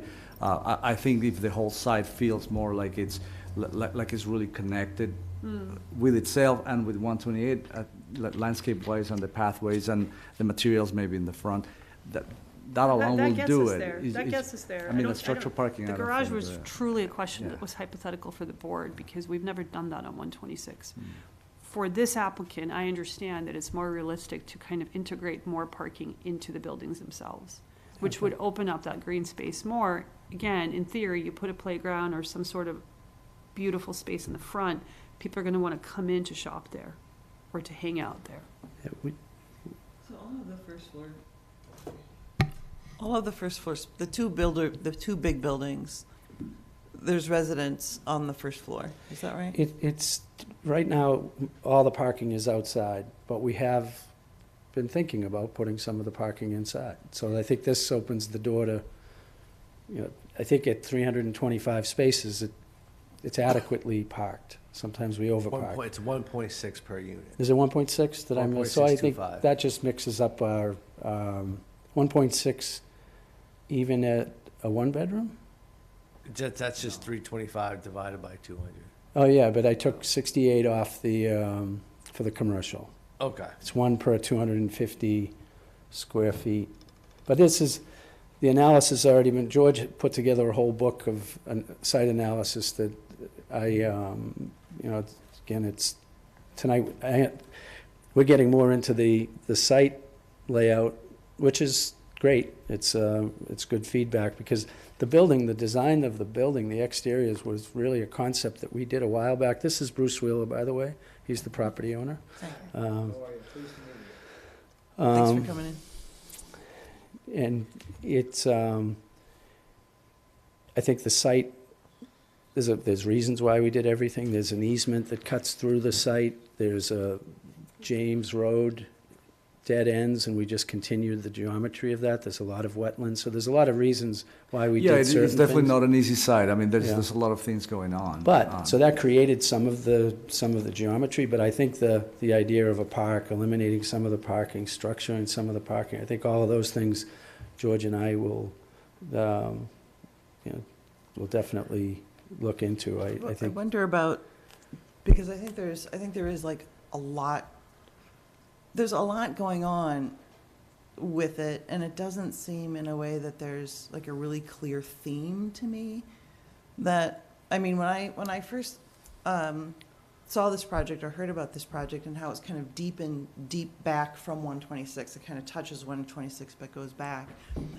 I thought what was going to be proposed was that you drive into the site and there's commercial and residential throughout the site, like commercial on more of the first floors, that you go into the site to go to a restaurant or to have some features back there. And it was much more combined than to have kind of this little bit of, I mean, relative to the size of the building, a smaller amount of commercial on the front and the back be all residential. I can see that. It's not quite Pond Street, as much Pond Street mixed use as I would have hoped, you know, given that it's our commercial corridor, it has kind of one little box on the street and everything else is residential. But even if we buy that the residential seems so, it is really a sea of asphalt, you know, in there, and That's the theme. and the parking comes so. Sorry. I don't agree with the dog park, No, but yeah, the no. park that, No, I mean, that's the theme, the asphalt. but the parking comes so close to those buildings. I mean, parking space, I mean, it's 10 feet tops, I can see around some of the back of those buildings where the Right. parking comes close to the building. And for such a large site, to have to be squished in that much, I wonder about the diagonal building. I can understand you, like, we're making this central part where the paths are. I know it's just schematic, but it's hard to use that space for anything besides just walking through, right, with the paths. But then the other building, the building on the corner seems to make an angle, like there should be something coming out there. The diagonal building seems to have an axis to it, but just really leads to more parking. So I guess to me, like, I don't see a place being formed. Yeah. It seems more like It needs a a bike path. a scattering of buildings without really forming a space. And I think that's indicative to me on the elevations as well, that the one little building has a real character, and the other ones are really struggling.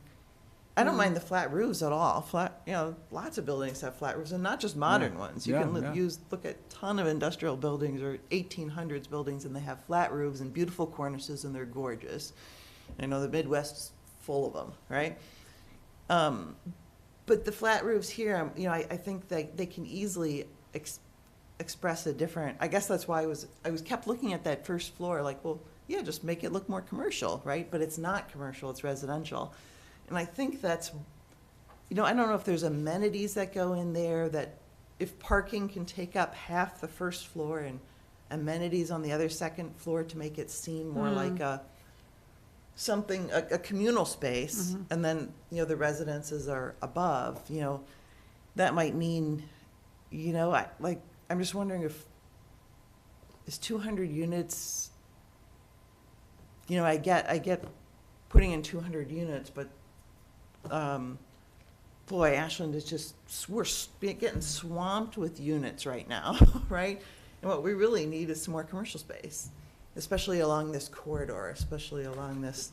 Well, so the Pond Street mixed use, right, it does have to make a destination to live, work, visit, shop, right? So Exactly. it's a commercial, right? So that is our commercial corridor. Mm-hmm. And if we're trading commercial for mixed use, we want to try to get that. I don't. Oh, And yeah, I- mixed, I'm not saying we don't want residential, because you need, anybody who's in business will say that they need people that live there to support those local businesses. Otherwise, the local businesses don't survive.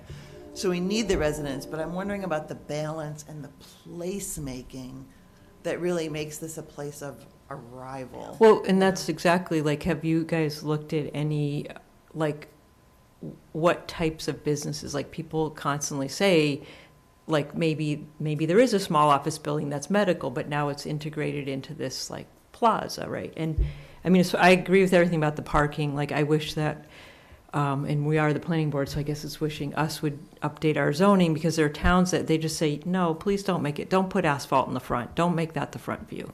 I mean, literally, I think, I'm blanking on the town now, but I've seen, and they go, nice little stop, don't do this, nice little, yes, please do this, right? Very simple. But there's room for that there. No, that's what I'm saying. Unfortunately, our zoning doesn't have that where other towns do. So let's pretend that we do have that and ask, and that's why they're here, which is great.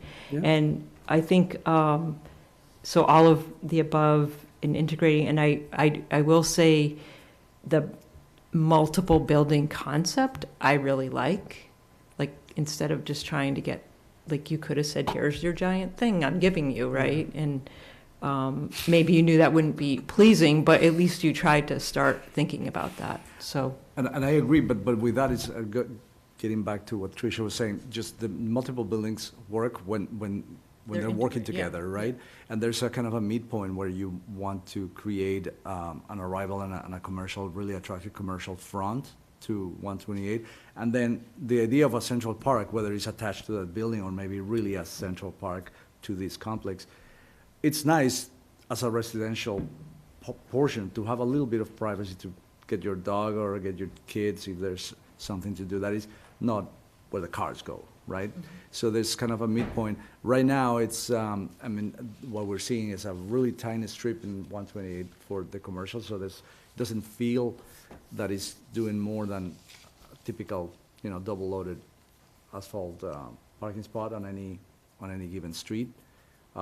And the park for the residential unit is kind of attached to one of the buildings, but surrounded by asphalt. So it's just that the scheme seems a little disjointed now, and it's kind of a process of really connecting everything and make it, not only that you have to drive your car inside there just to arrive, but what happens when you come on your bike or when you come walking? What is the experience? Do you have to just walk next to the driveway, or is there any sort of maybe a gateway in the front building where you could go through and arrive to the residential units on the back, and it's more of a village feel as opposed to just isolated buildings parked over here around parking?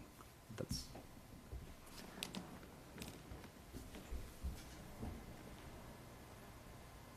Okay. I would also say, because I don't know exactly how close the house is, but there are some, and I know you're not probably this far along, but like screening's really important. And have you talked to any of the neighbors? Because I would hope like it's early enough to maybe talk to the neighbors. We haven't, but I think that's a great suggestion, and we intend to. We don't have a ton of neighbors, so it's Yeah. gonna be a giant job. So, but we will, we wanted to get the application submitted, get initial feedback from the planning board, and then start integrating neighbors before public hearings. But this is an ideal time to reach out and talk to neighbors, get feedback.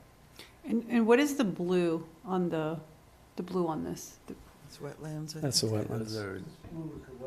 Okay, Those are detention basins. Stormwater basins, and that's another well. gotcha. So like, I'm imagining if I live there or if I visit this and I'm there for commercial use, that side might be a very nice site to have more green space and less parking. Yeah. So I guess I'm imagining I'm on a bike or something and I want to go to this charming little building back there. How do I get there? If I enter this from this side for building A, how do I go to the charming commercial building if I'm bicycling in or walking in? So I think she's talking about, can you point to James Road? Okay. Yeah, there's a road there. So There- that's oh, known there's a as- James Road right That's there. known as James Road. So It's people are just going to use James Road to go to the charm. Okay. So, and is there a sidewalk on James Road that goes all the way to those back wetlands? No. crumbling. It's basically a dirt road. Okay. I'm just trying to think, like, if there can be a way to build some kind of pathway, either for walking or whatever, maybe put the commercial or I don't know how I'm going to think about this, but like either put the green in the back so people want to go to the prettier place rather than parking. I think that's a great idea. I mean, like a good food for thought. And how can you integrate those wetlands? Is there some pathway without disturbing the wetland that could be part of the experience of having that And residential attracts park people and, to that little charming thing, and whatever integrate that? that little I mean, charming it's building, interesting. right? Maybe put the playground in the back and force people towards the charm that way. I don't know. I'm just kind of brainstorming rather than, No, but I think what Anna's saying, I think that's yeah, what I go for it. understand if you correct, but if you have all these assets, and I don't know what kind of vegetation you find there, but presumably it's plentiful, it's a nice view.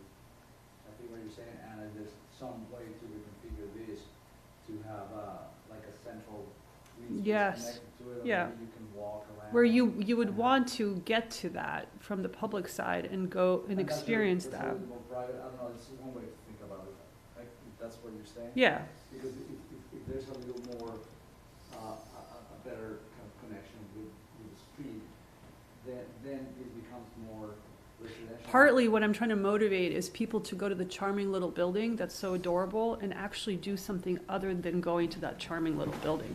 So maybe it's so charming that they want to keep walking towards the back of where you were pointing to because there's more charm back there. And Is the project proposing to fix that road? maybe more Or- commercial back there. Is the project proposing to fix that crumbling road, that dirt road, or We would not? have to. Yeah, we can help with that. Yeah. Yeah, we would have to. I also want to thank you if you actually mentioned playground, because I always ask, and there's going to be children there, and where do they go? So that's amazing. Thank you. I hope that stays and doesn't get budget cut or squished out. I think it's really important. And I think so I live on off of 126, and when the sidewalk project came, we just said sidewalks, just give us sidewalks. And you probably see every day they already get used and they're not even like really complete. So there will be, if you can kind of get this to be a space people want to go, I think that, and not just live, right? Because if you just live and they get in their car and go somewhere, that doesn't Right. ultimately have the vibrancy. And to make your project unique is what we asked for with the Pond Street, but I also think that's long-term viability of your project, right? When Sure. they're not going to want to leave your space, they're going to go to the cheaper apartment, right? Or maybe it'll be condos, even better. Have you guys thought about condos? I think that's something we'll, George mentioned that he got some feedback about the possibility of doing for sale condominiums as opposed to rentals, and that's something that we'll take a close look at. Awesome. So, that's a product that we like as well. We thought that the rental, our initial thought was that the rental development made more sense here, but we'll take a close look at it and see if we Cool. can make that work. Please look at 501 Pond for that commercial. 501 was the project that you Yeah. had mentioned that hasn't been built yet. That's a And I'm happy to share any information. Yeah, that would be with you, great. Mike, I'd love to see that. Yeah, and I think just, also just keeping in mind the affordability component, like I know 10% is mandatory, you know, I think along, using, the Pond Street Overlay District. But obviously the demand is a minimum, and so for projects that have minimal affordability, I'd be looking for more and more commercial space. Like what, you know, what is it giving to the community besides a lot more residences where we got a lot of those coming, you know, we got a lot of rentals coming. And, so, you know, so what else? Why is this gonna be an asset? And I think looking at those wetlands, I have no idea what they look like, you know, but how do we make this more than just some scattered buildings, you know, on the site? How do we? Yeah, it's like almost like the site wants to have a story that you can A tell. story, what's the story? Yeah. Is it pretty back there? It is, I mean, The wetlands? I don't know about the wetlands, but I live not too far, but I'm not in a butter, so, it's cute-ish, I think, when you go back on James. Yeah, it is. Uh, Very attractive. Yeah. Yeah, so that can be appealing to your residents as well, rather Yeah. than staring at a parking lot. Maybe they go there to a nice restaurant that overlooks apparently a pretty wet space, and that, or maybe there's a playground back there, or some sort of pleasant space rather than parking that they're looking at. And almost like, that we were talking, so we have a green belt on the back, we have a green quad in the middle, we have a corner where the kids' playground is. It seems like all these things deserve to be connected and deserve to have a story that really kind of grabs all the assets of the site. And the buildings are just part of it, not just on top of it. And that probably will make it more successful. Because Maybe that, put the parking more in the north is middle? up here, right? North So- is up, yes. Yeah, so if there's any way where the buildings can be sited in a way that the green area is all facing south to get some good sun, even in the winter, that would make it a space that's more attractive, because if you have the building B right now, as it's sited right now, if I understand it correctly, would be shading the A good court. portion of it would be in shade, yes. So it's a little less successful a court that is in shade in New England, that if you have one, something that the sun, or maybe there's a place where the buildings are kind of surrounding this place where the sun really hits the green area and is connected with where the kids play, and then you can take your dog and just take a little walk through the wetland. I know, there's a story that you can start kind of, this, like stitching a quilt of pieces into a whole. And I think that would, there's so much interesting stuff happening here that there's a lot of tools that can be started to be interconnected. I assume you're already like in touch with Beth Reynolds, the Economic Development Director of Yeah. Ashland's. We have not. Yeah, I mean, she would be a good person to connect with, obviously, for all the commercial space. Like, what types of things are people looking for in Ashland that businesses are, what, you know, that she's looking for space for? Who's looking for space in Ashland and unable to find space? Would be a good place to start there, but It's a great asset. it should be, I think, the Great. place could provide opportunities for that. Okay, well, I'll reach out and set Peter up a can meeting. set, Yeah, yeah. I'm happy to, obviously, Bruce, very nice to meet you tonight. But I'm happy to introduce you to Beth and what she does. I know, you know, as this project was very kind of at the beginning blocks, you know, I think this conversation was to happen first, and then we can kind of take it to the next steps. That'd be wonderful. But I'm happy to do that. We do very much appreciate all of you coming in person and be willing to talk to us before anything formal, and just kind of Yeah. taking the temperature and getting some ideas, and we really appreciate that process. No, it's, Well, I think it's very, very productive. It's Oh. very productive for us, and we appreciate it as well. I have a question, how soon, sorry. Valuable feedback this evening, and we'd like to continue the dialogue so we can settle into something that everyone feels good about. Great, thank you. Do you have a timeline to actually apply? well, I think we have a lot of work to do, Yeah. so I think we have to assess and get back to Mhm. Peter. And So, I have a question on the architectural language. Is there a reason for the mansard roof? Is there something that you want to introduce as the style, or where is that coming from? the mansard was trying to get, because I did get some feedback early on that to give it some residential. It's not my favorite. I said it at the, when we met. Okay, good. Peter probably heard the more passionate Mike McKay than I am tonight because I'm on TV. I was like, I'm not putting gables on a 4-story building. I was. No, so that's, I'm glad you say that, because I just wanted to know what the origin of that language it is. came because of trying to get some clue. So if I'd be happy to I would say, get rid of it. You're a successful architect. I think I would be very open to have Yeah. some contemporary language, as long as it's kind of proportional and respectable. You don't have to go to mansards, Yeah.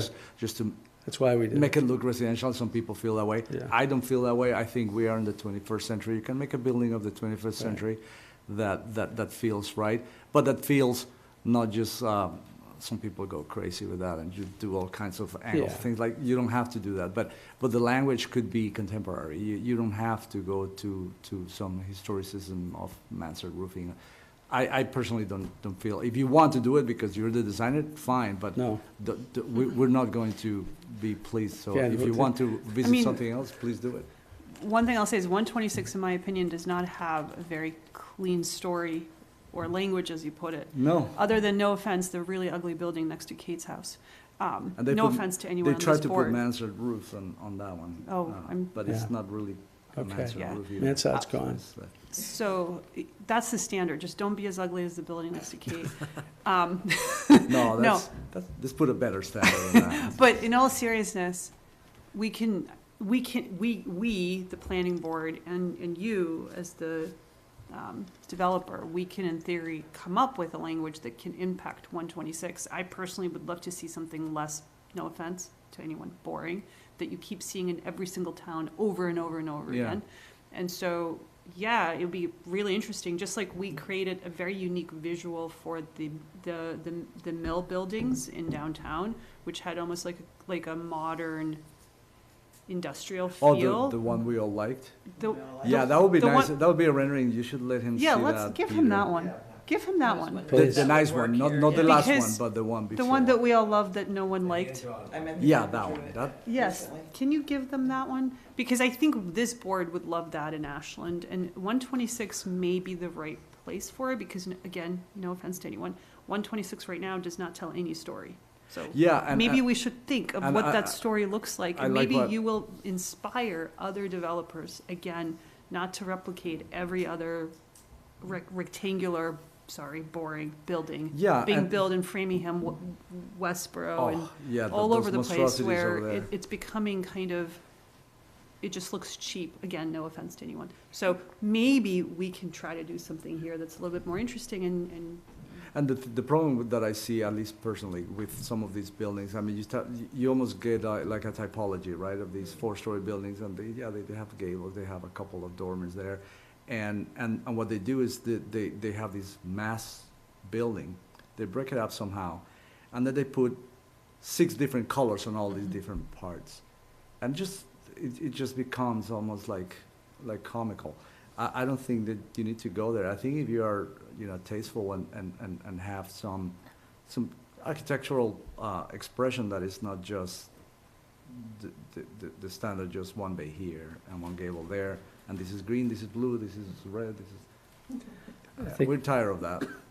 Bruce met me through a building that we did that was more modern, it was not a traditional commercial building, right? That's how, and we have certainly, as successful as that Westwood project that everybody seems to love, I think it looks like Disney World. It's like we're making a village that shouldn't be a village. So I think that everything you've said hits me, and it gives good inspiration tonight. but I think if Peter gives you that drawing that we all Yeah, love, I'd love to see that will that. really I think that Yeah, would be 'cause a that had, good like, the visual of what we're industrial, talking about.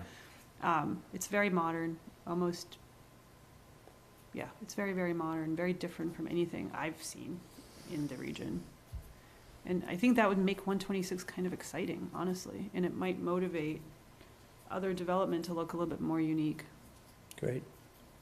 I know that I can speak confidently, Bruce wants this. That's what he wants. He does not want this to be a block of, you know, of Well, buildings. that's clear, because you came to talk to us. Yeah. So clearly Yeah, you care, That's good. number one. And number two, you're not building an ugly rectangle, you're breaking it apart, and you've got a little charming thing right there. Well, that So, was Peter said, what the hell is this? It was oh, well, we call it charming, Peter. No, now it is. Now He's it's here to charming. balance It us wasn't out, I charming guess. 3 weeks ago. It wasn't charming. It was the most charming building. It was. Now it's charming. I told him to rethink it. Yeah, we hadn't really thought it. So that's the truth. And maybe if the rest of it is more modern, that charm needs to change as well, or maybe not. Maybe Sure. you've got that charm that I mean, that separates it actually out. fits in with the my part of houses the next door. neighborhood because it's like they're older houses and there's, Mhm. and that scale, so. And it's yeah, far that- from the big buildings, so it's not Yeah. connected. So that So could be keep the different. charm in the little one, but how do you feel about the bigger ones being more modern? I think wait and see. I think I'm excited because you guys bothered to come in and talk to us, like the no risk, nothing, which is amazing. And I already see steps that are way different than Great. that we've seen. So I'm excited. It is exciting. Yeah. Good. Great. Well, Well, thanks. thank you for coming in. All right. Thank you. Obviously, whatever you communicate to Peter, he'll let us know. stay in what touch your- with me. Yeah, Yeah, exactly. so what's Beth's last name? Reynolds, I'm happy to make that connection. Okay, that's- Mike and George, and sadly, George has got my email. But George knows how to get in contact with me. I know. I can make those introductions All right, great. fairly easily. Yep. Great, and I was on the email early this morning that George sent about us coming in person. Okay, yeah, So, okay. I'm on that, and if Okay, you- I have your email, I'll make if some, you wanna I'll make the introduce us, connections. From that, then Okay, we're ready. just give me a day or two. Yeah, Yeah. Great. okay, I'll try to do that. Mike, Well done. George, He does look, see if you can translate that. he does look good. Be inspired by him. That's your homework. Thank you all. Thank you very much. Yes. Go Cinderella. I said go Cinderella. It's just minutes. I think we can, I mean, I'm melting too. You're not the only one. yeah, Gotcha. yeah, we got this.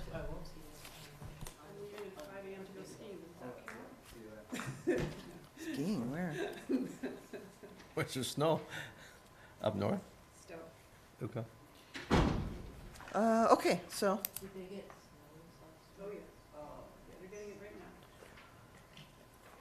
Okay, so, Peter and I just, you might have noticed, kind of simplified this again, because it was getting like super, super long. We kept discussion review of retreat items, because we feel like whenever, as we discussed before, whenever something falls off our agenda unexpectedly, we can always go back to that list and start. And Can I just say something on the topic then? Can we get ADU though as a separate thing? Because that's February of 25 when that's the think we're law. Did the guidelines come out yet? Yeah, right now there's no guidelines. I'm signed up So- to do a MAPC seminar Monday. I'm signed up for a Mass Municipal Law Association's conference on the 17th of December. Doug, our building commissioner, went to a conference of building commissioner, well, a meeting of building commissioners. There was representation from the state, from the office of, the Executive Office of Housing. Everybody's asking the same question: when are these where are these regulations? When are they going to come out? Nobody has been able to kind of crack the code. But you are correct. The law at this point goes into effect February 2nd of 2025. So we aren't going to call a special town meeting for it, and we won't be ready. But so regardless, because I know people that deal with state agencies that have been told for 5 years, I'm getting new guidelines, and they don't. We cannot be waiting for that. If Ashland wants to craft some rules around it, which I would think we would want to do. So I am not an advocate of waiting. Well, we I don't can- think that's I mean, I think helpful. we'll just be looking for someone to spearhead it and to start that process if there needs to be a, So does the agenda item cover it? In other words, if Well, I'm somebody- asking I think we should bring it on as an Like a agenda. form? Yeah. I think we can put it on our agenda for the first meeting in January. We'll start out fresh with that. I don't want to plug up December with anything else at this point. But if, Well, we only have one more meeting in December. exactly. So if, so we can put it on our first meeting in January to start talking about this. But again, I think it's about, okay, who wants to work on it? Who's going to spearhead it? And then go from there. Yeah. Kind of finding examples from other communities, which ones we like, which ones we don't like. So I've it been- sounds like we have to have a discussion, because if we're the planning board, we should be planning, but if the board doesn't want to plan, it sounds like we're way back there. We have to decide if we want to do something. So that should be a So I think conversation. if we're agreeing to put ADU, we should put ADU and Airbnbs together Yes. on the January Correct. agenda. Yeah. And once it's on that agenda, I mean, I've informally started looking at both sets of bylaws. I have some little examples here or there. At the very least, I can just bring that stuff in and we can start talking. I think that's a good point. And I if think- it's like a 20-minute meeting and we start to have a little bit of a work session of I can bring in a few examples. Like I said, I already have them. I'll print them, I'll bring them in, and we talk and write some stuff down. That will be good progress. That way we're not ooh, we're only gonna talk about it when something is ready. Let's just put it there.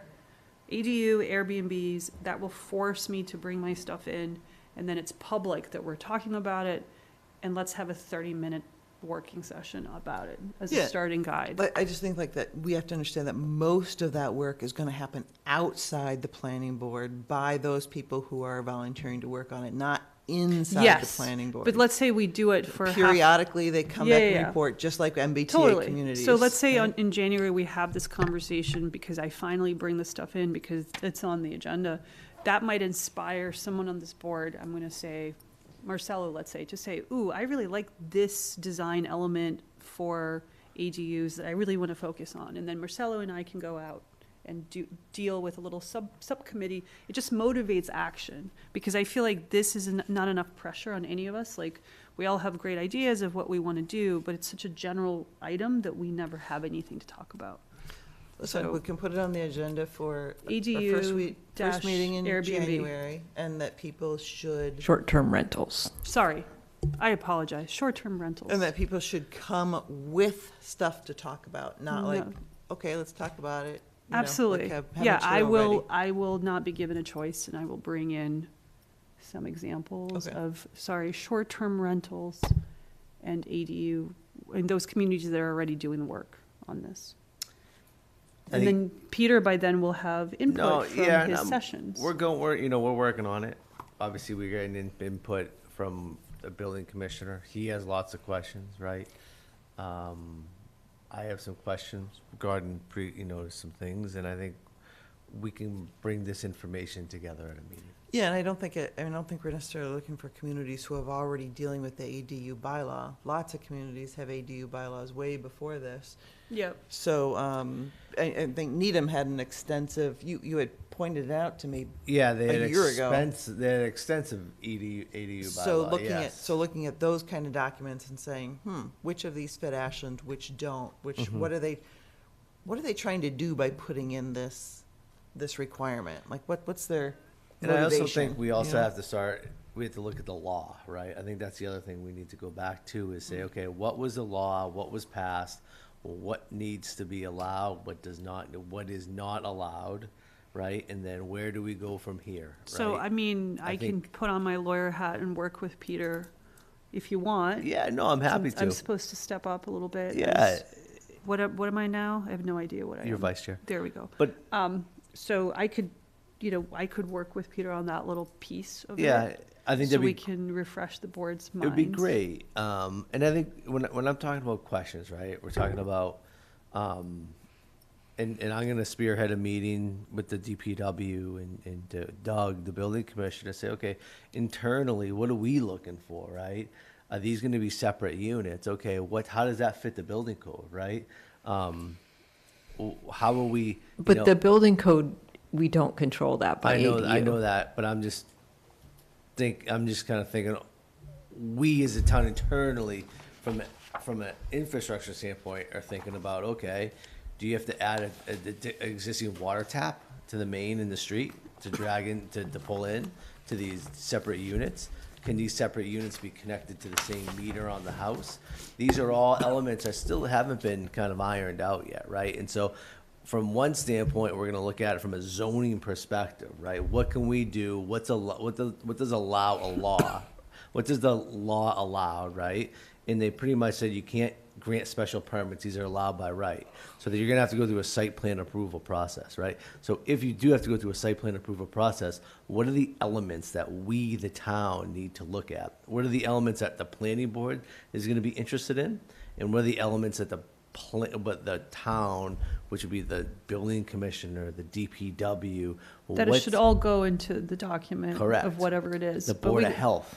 Yeah. What are we gonna be looking at? And how does this need to be ironed out? Because that's what towns are looking at right now, right?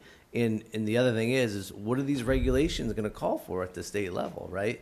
And so there's a number of different matters that still need to be ironed out, in my eyes. And they're all coming from different points of view, right? Which are good. And so I think having that conversation in the new year is going to need to happen. And, but I'm just thinking, there's a lot of things. Yeah, that's why I think we can almost have a shopping list of various things that were in Needham, like they were things like, okay, you have to actually have a garage for an ADU. I think you have to have a parking space for an ADU in Ashland right now. But I think in Needham, the new garage could not be visible from the street, right? Like, it's like stuff like that. There's But you all these- can't even require a garage with the new law. You may not be, we have to check. You, I'm not Cannot. saying. Yeah, as an I'm- example. Yeah. This is an example, right? So I'm saying the things that Needham, before this law was putting into effect, and I don't know if it got passed or not, right? They might be things like, okay, the ADU can't be taller than the existing house, right? Or can you put a two-story ADU? I'm just throwing things out there, but if we have a shopping list of all those different things, then when the regulations come out, we can just see, okay, we can't regulate that, we can't regulate that, we can't regulate that. What can we control? Because I mean, there's quite a bit now about telling you exactly what we can and can't regulate. And what you can regulate is where they might give more, but I don't think we should wait. But yeah, so there's, ours right now could be tweaked very little and be compliant. What we're lacking is some of those controls that we could have in our current bylaws. Exactly, that's what I'm Yeah. saying. So the good news is, So- there are communities like Worcester who did all of this already a year ago. January 9th, 2024, Worcester adopted their zoning provisions for ADUs. And all of these issues that you just listed, every single one, they literally have a frequently asked questions section that covers whether or not you connect, when you don't connect. It's literally done. Great, So, let's- so you start with that template and you say, okay, here's a template from Worcester as an example. This is what we could do in January. Here's a template from Worcester. Here's the law the state has passed. Let's just do a quick checklist. What's covered, what's not? What do we need to do more, classes on? And what can we as a planning board start to just wrap up? Because we're not the first community to deal with it. No, I mean, No. even We're though- just behind. There's that's all. one town on the Cape that I was looking at recently, they have one that you can do 1,200 square feet ADUs, right? There's all Yep. kinds of, Yeah. so there's all kinds of things out there. I'm just like, let's put this stuff on the table and start to look at it before we judge any of it. So, and what's right, for the community. So that'll be just step one in January. Is anyone interested, because I think we should, but I'm not going to spend the time if no one's interested, is like, we tried to get the public, like MBTA zoning and getting some stuff published. Now, I can't say how many people looked at it, but I've seen a lot of good, really yes, no, very simple documents, and No. I think we should make one, and I could start pulling something. I'm not sure what you're, about ADUs? Yeah, Oh, by right, like by right, it can't be 1,200 square feet. It has to be A 900 maximum, square it's feet or 900 half, square feet. or like Yeah, half That's of the it. size of the existing. Hold on. I'm not sure what you're asking. Are you asking So for? I could start can I- making a pamphlet, Okay. yes and no, what's allowed, if we would put on the website, but I'm not gonna bother if we don't want to do that. I Frequently won't do asked the homework. questions. Yeah, and like our own from Ashland, I mean, or modified, or pull in somebody else's. Make a space on that planning board site. Like frequently asked questions about the state law that just got Yes. passed, you're willing to create a little, Well, not if we're not gonna do anything with it, but, yeah. Let's, if we- let's go back. Yeah. Okay, so it sounds like the first thing you're interested is greater public engagement. Yes. In the ADU process, similar to what we did with MBTA. Well, I mean, parallel, yes. Parallel, yes, that we have people come in, we have things available online, Yes. whatever. A part of that may be a frequently asked questions, which we don't know the answers to right now. Or are you talking about there may be a poll, like asking people their opinion? Because mean- we don't have the answers to frequently asked questions right now. Well, I mean, we could, Well, we have we- some of them, but we yeah. don't know all of them, right? We don't even know what Ashland wants. because we Well, I haven't mean, talked about it yet. that's a good point. I don't know how you manage that, but other communities have asked a poll about like which things would you want us to consider Okay. under that. So that's not necessarily a bad idea. Okay, so there could be a frequently asked questions about what we know now. There could be a poll about some issues, No, and it's sure.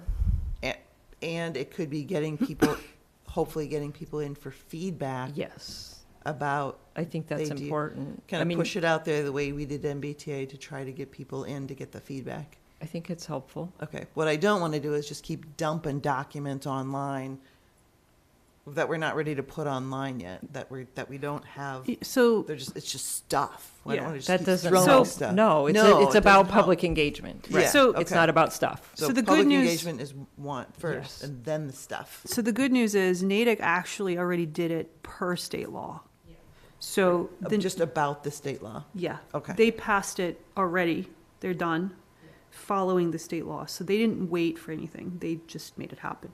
And their pamphlets and frequently asked questions we can adopt. It's pretty good. So they already got this done at their fall meeting, right?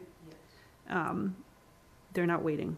We can, Yeah, I mean, it's we should great. be It's able like- to do same or start. Yeah, We no, don't it's- need it's- to wait for It's just a anything. different thing because no matter if we pass it or we don't pass Yeah. it, you still get 900 square feet, Right. right? So it's a moot point in Yeah. that regard. There's no like hurry. The thing is about what are the other things we would like to control Yep. that are related to the bylaw. 900 square feet, give it to them. 800 is pretty tight. I just did one, right? 900 square feet would be a little more comfy. So, but, you know, what else, what other stipulations, if any, do we want to put on it? Right now, there aren't very many. So I'm not sure there should be, and I'm betting the state will say to some of them, no, you can't do that because you're basically preventing people from doing this. So, but I haven't read those yet. I just want to do things in the proper order, so we're not just throwing paperwork at a problem. I would encourage all of us to review the Natick Mass website on this. It's, Why don't you send it to Um, Peter so he can send it yeah, out so I someone can can do just that. click on it? Yeah, I can Because send it out. we can and- steal a lot of And I do their- have a template. Through Lisa, Lisa has already sent, with template bylaw over. We're not in the dark. Let me just start right there. We're not in the dark about this regulation. It's a state law. I think our first goal was to adopt MBTA zoning. We did that, and now it's time to switch gears in the new year and look at ADUs. And I think don't- that's where. I don't see it as a huge thing because if you designed and presented the ADU properly and followed the rules, I don't think the zoning board of appeals had a problem with it. It didn't seem to be a big, so I think Very well where said. there's opportunities to explore the short-term rental thing at the same time, because oftentimes people have strong feelings about ADUs and how to use it for short-term Yeah. rentals, and So that's where it gets a little bit more I controversial. think that's where it more gets controversial, Yep. because I don't think very many people have problems actually with ADUs, because people see Yep. them as, hey, I might need someplace I need for my parent to Right, live but too. now that ADUs are allowed by right. That's different. We have Yeah. to talk about short-term rentals. Right. Because now when it's done by right, people are gonna do it without any regulation. And up till now, it did need to be a family member. So Exactly. that's the change, Exactly. not ADU itself. So I would argue that's the part that's more fascinating to me, because we can do what Natick did in a second, we can steal their bylaw and do it, but then we need to also talk about short-term rentals.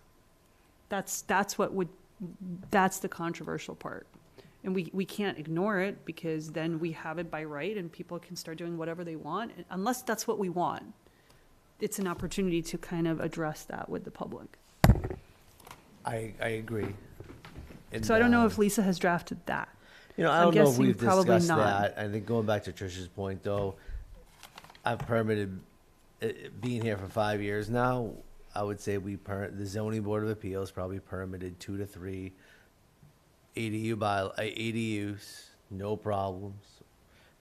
It was two meetings with the zoning board of appeals. I've permitted ADUs in 3 different communities where I've worked in the last 10 years. I've never been part of a denial of an EDU.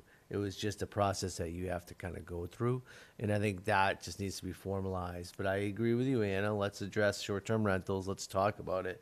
Let's put it on the table, and move through it. I agree. It's not going to be as controversial as MBTA, but it's just another thing that we have to look at, and another area we have to explore, and to adopt a regulation to help manage. Add it, and and my it's understanding that. with the short-term rental stuff is that that's potential revenue. I'm just gonna throw that out there. That is potential revenue for the town of Ashland. So, Short-term rentals. correct, because you can tax them. So we should absolutely be talking about that. Yeah, I agree that we should be talking about it. I just think that, as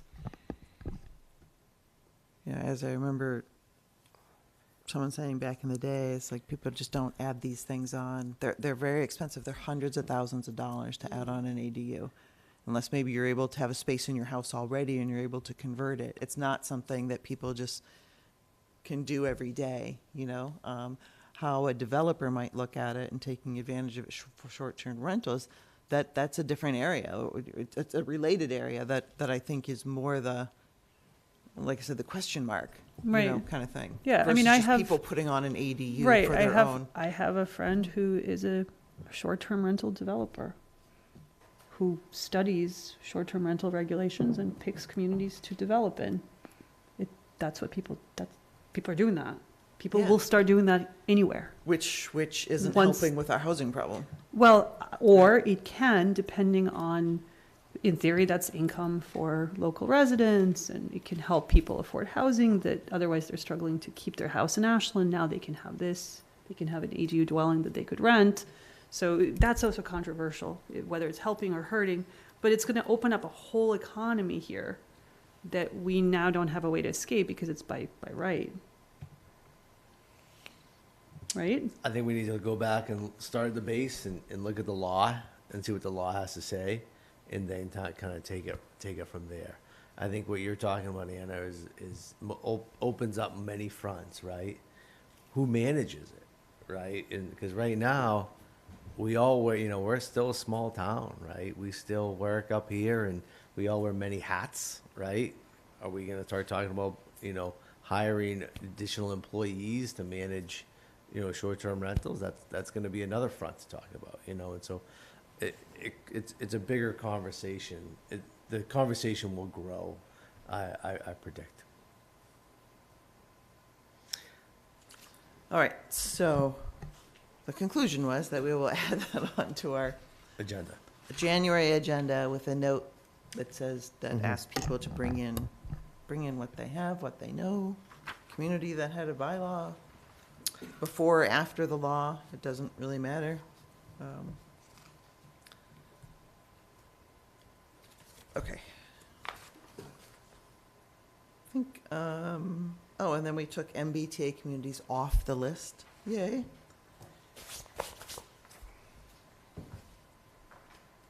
And upcoming meetings, okay, that will be November, at this point, November No, Nope, December, that's gonna be December 19th, December 19th, which is gonna be virtual. virtual. And then we will, obviously, I'm gonna work with Jen tomorrow. And then looking into January, excuse me, I'm gonna look at my calendar. January, we'll start the new year off on the 9th and then the 23rd. Please note that 10 to 60 Main Street 40B will start on the 7th of January With the ZBA. with the Zoning Board of Appeals. So, I'm sorry, which day will that be?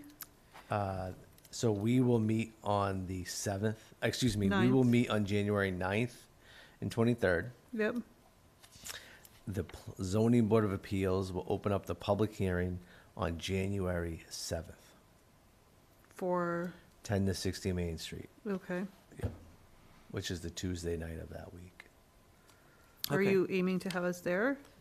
No, No, okay. I'm just letting Yeah, you letting know us know. because Yep, this is, yep, I predict there's gonna be some staffing, understood. right? That I may be at a zoning board meeting, and Alvaro may be coming to a planning board meeting. On the 9th, Maybe on the 9th, future. maybe in the future, understood. Yeah, depending yeah. on how kind of things fall. But Yep. as the three of you Okay. know, and we all manage lives and families and night meetings. okay, so for the agenda is still for December, on our December 19th agenda, we're gonna have the dog park, In the Which we're gonna- cell tower. and the cell tower, the dog park, which we're gonna try to, well, both of these projects thoroughly kind of get all our ducks in a row beforehand to have these not kind of drivel off into January. Yes.